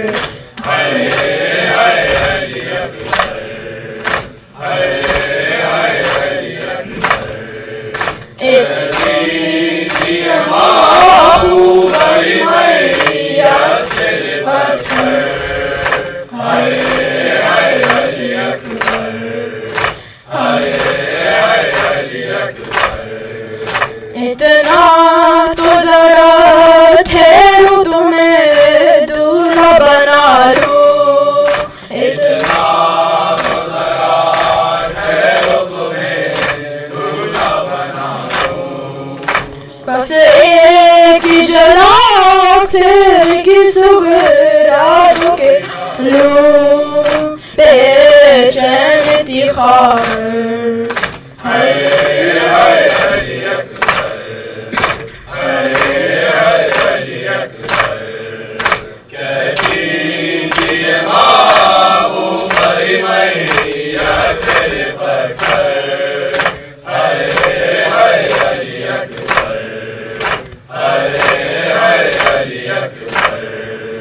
ماں تیری جدائی میں بلا کیسے جیے گی ماں تیری جدائی میں بلا کیسے جیے گی مر جائے گی سغرا جو خبر تیری سنے گی اب کیا کروں دل بھر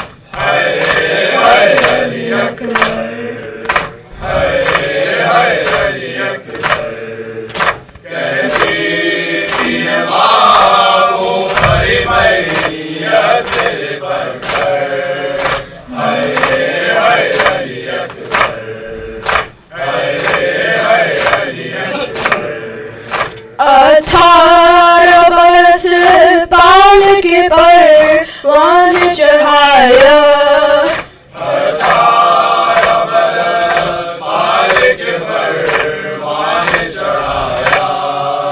وہ گیسو والا ہے میرا خون نہایا کیا ہوگا دل پر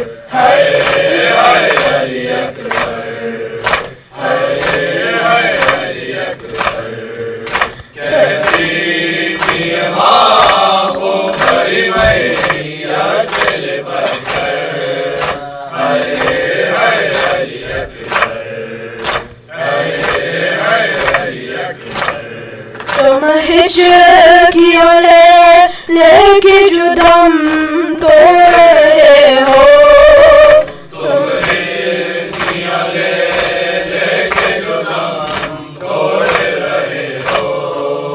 मुँह से हमेशा के लिए मोड़ रहे हो क्यों रूठे हो दिल भर हाय हाय अली अकबर हाय हाय अली अकबर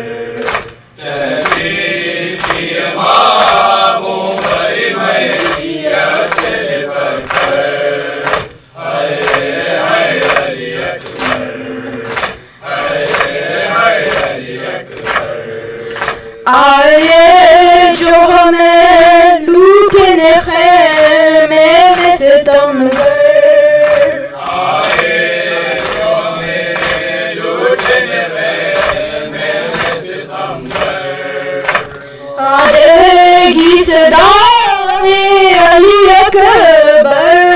अकबर चिन जाएगी चादर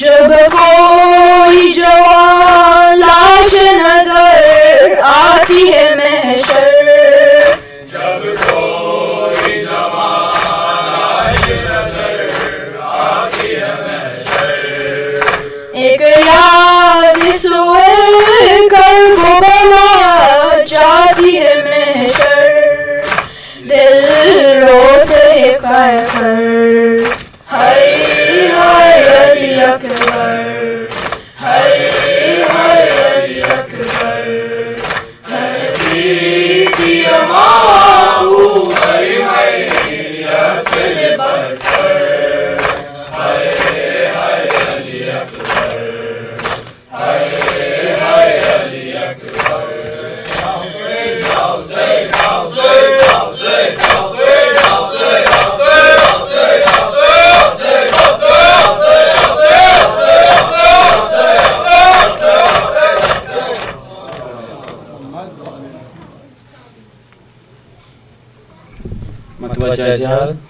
السلام عليك يا نبي الله السلام عليك يا رسول الله السلام عليك يا حجة الله السلام عليكم ورحمة الله وبركاته السلام عليك يا أبا عبد الله الحسين الشهيد السلام عليك يا ابن رسول الله السلام عليك يا ابن أمير المؤمنين وابن سيد البسيجين السلام عليك يا ابن فاطمة الزهراء سيدة النساء العالمين السلام عليك يا أبو الفضل العباس السلام عليكم ورحمة الله وبركاته السلام عليك يا غريب الغرباء السلام عليك يا معين الضعفاء والفقراء السلام عليك يا شمس الشموس السلام عليك يا أنيس النفوس أيها المدفون بأزيتوس السلام عليك يا علي بن موسى رضا الراوي بالقدر والقضاء السلام عليكم ورحمة الله وبركاته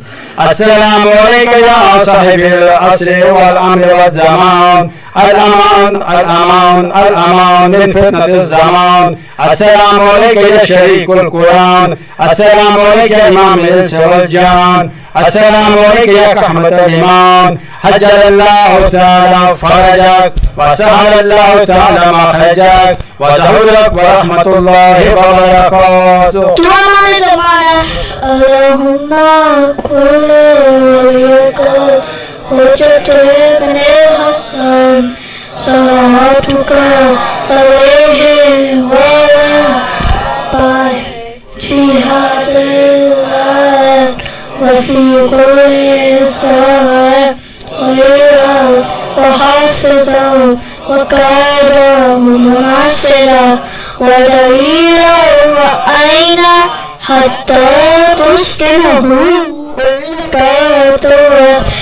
وتمتعوا فيها طويلة برحمتك يا أرحم الراحمين. معنى تكبير، معنى الصلاة، معنى هدوي حسين ياد يزيد ياد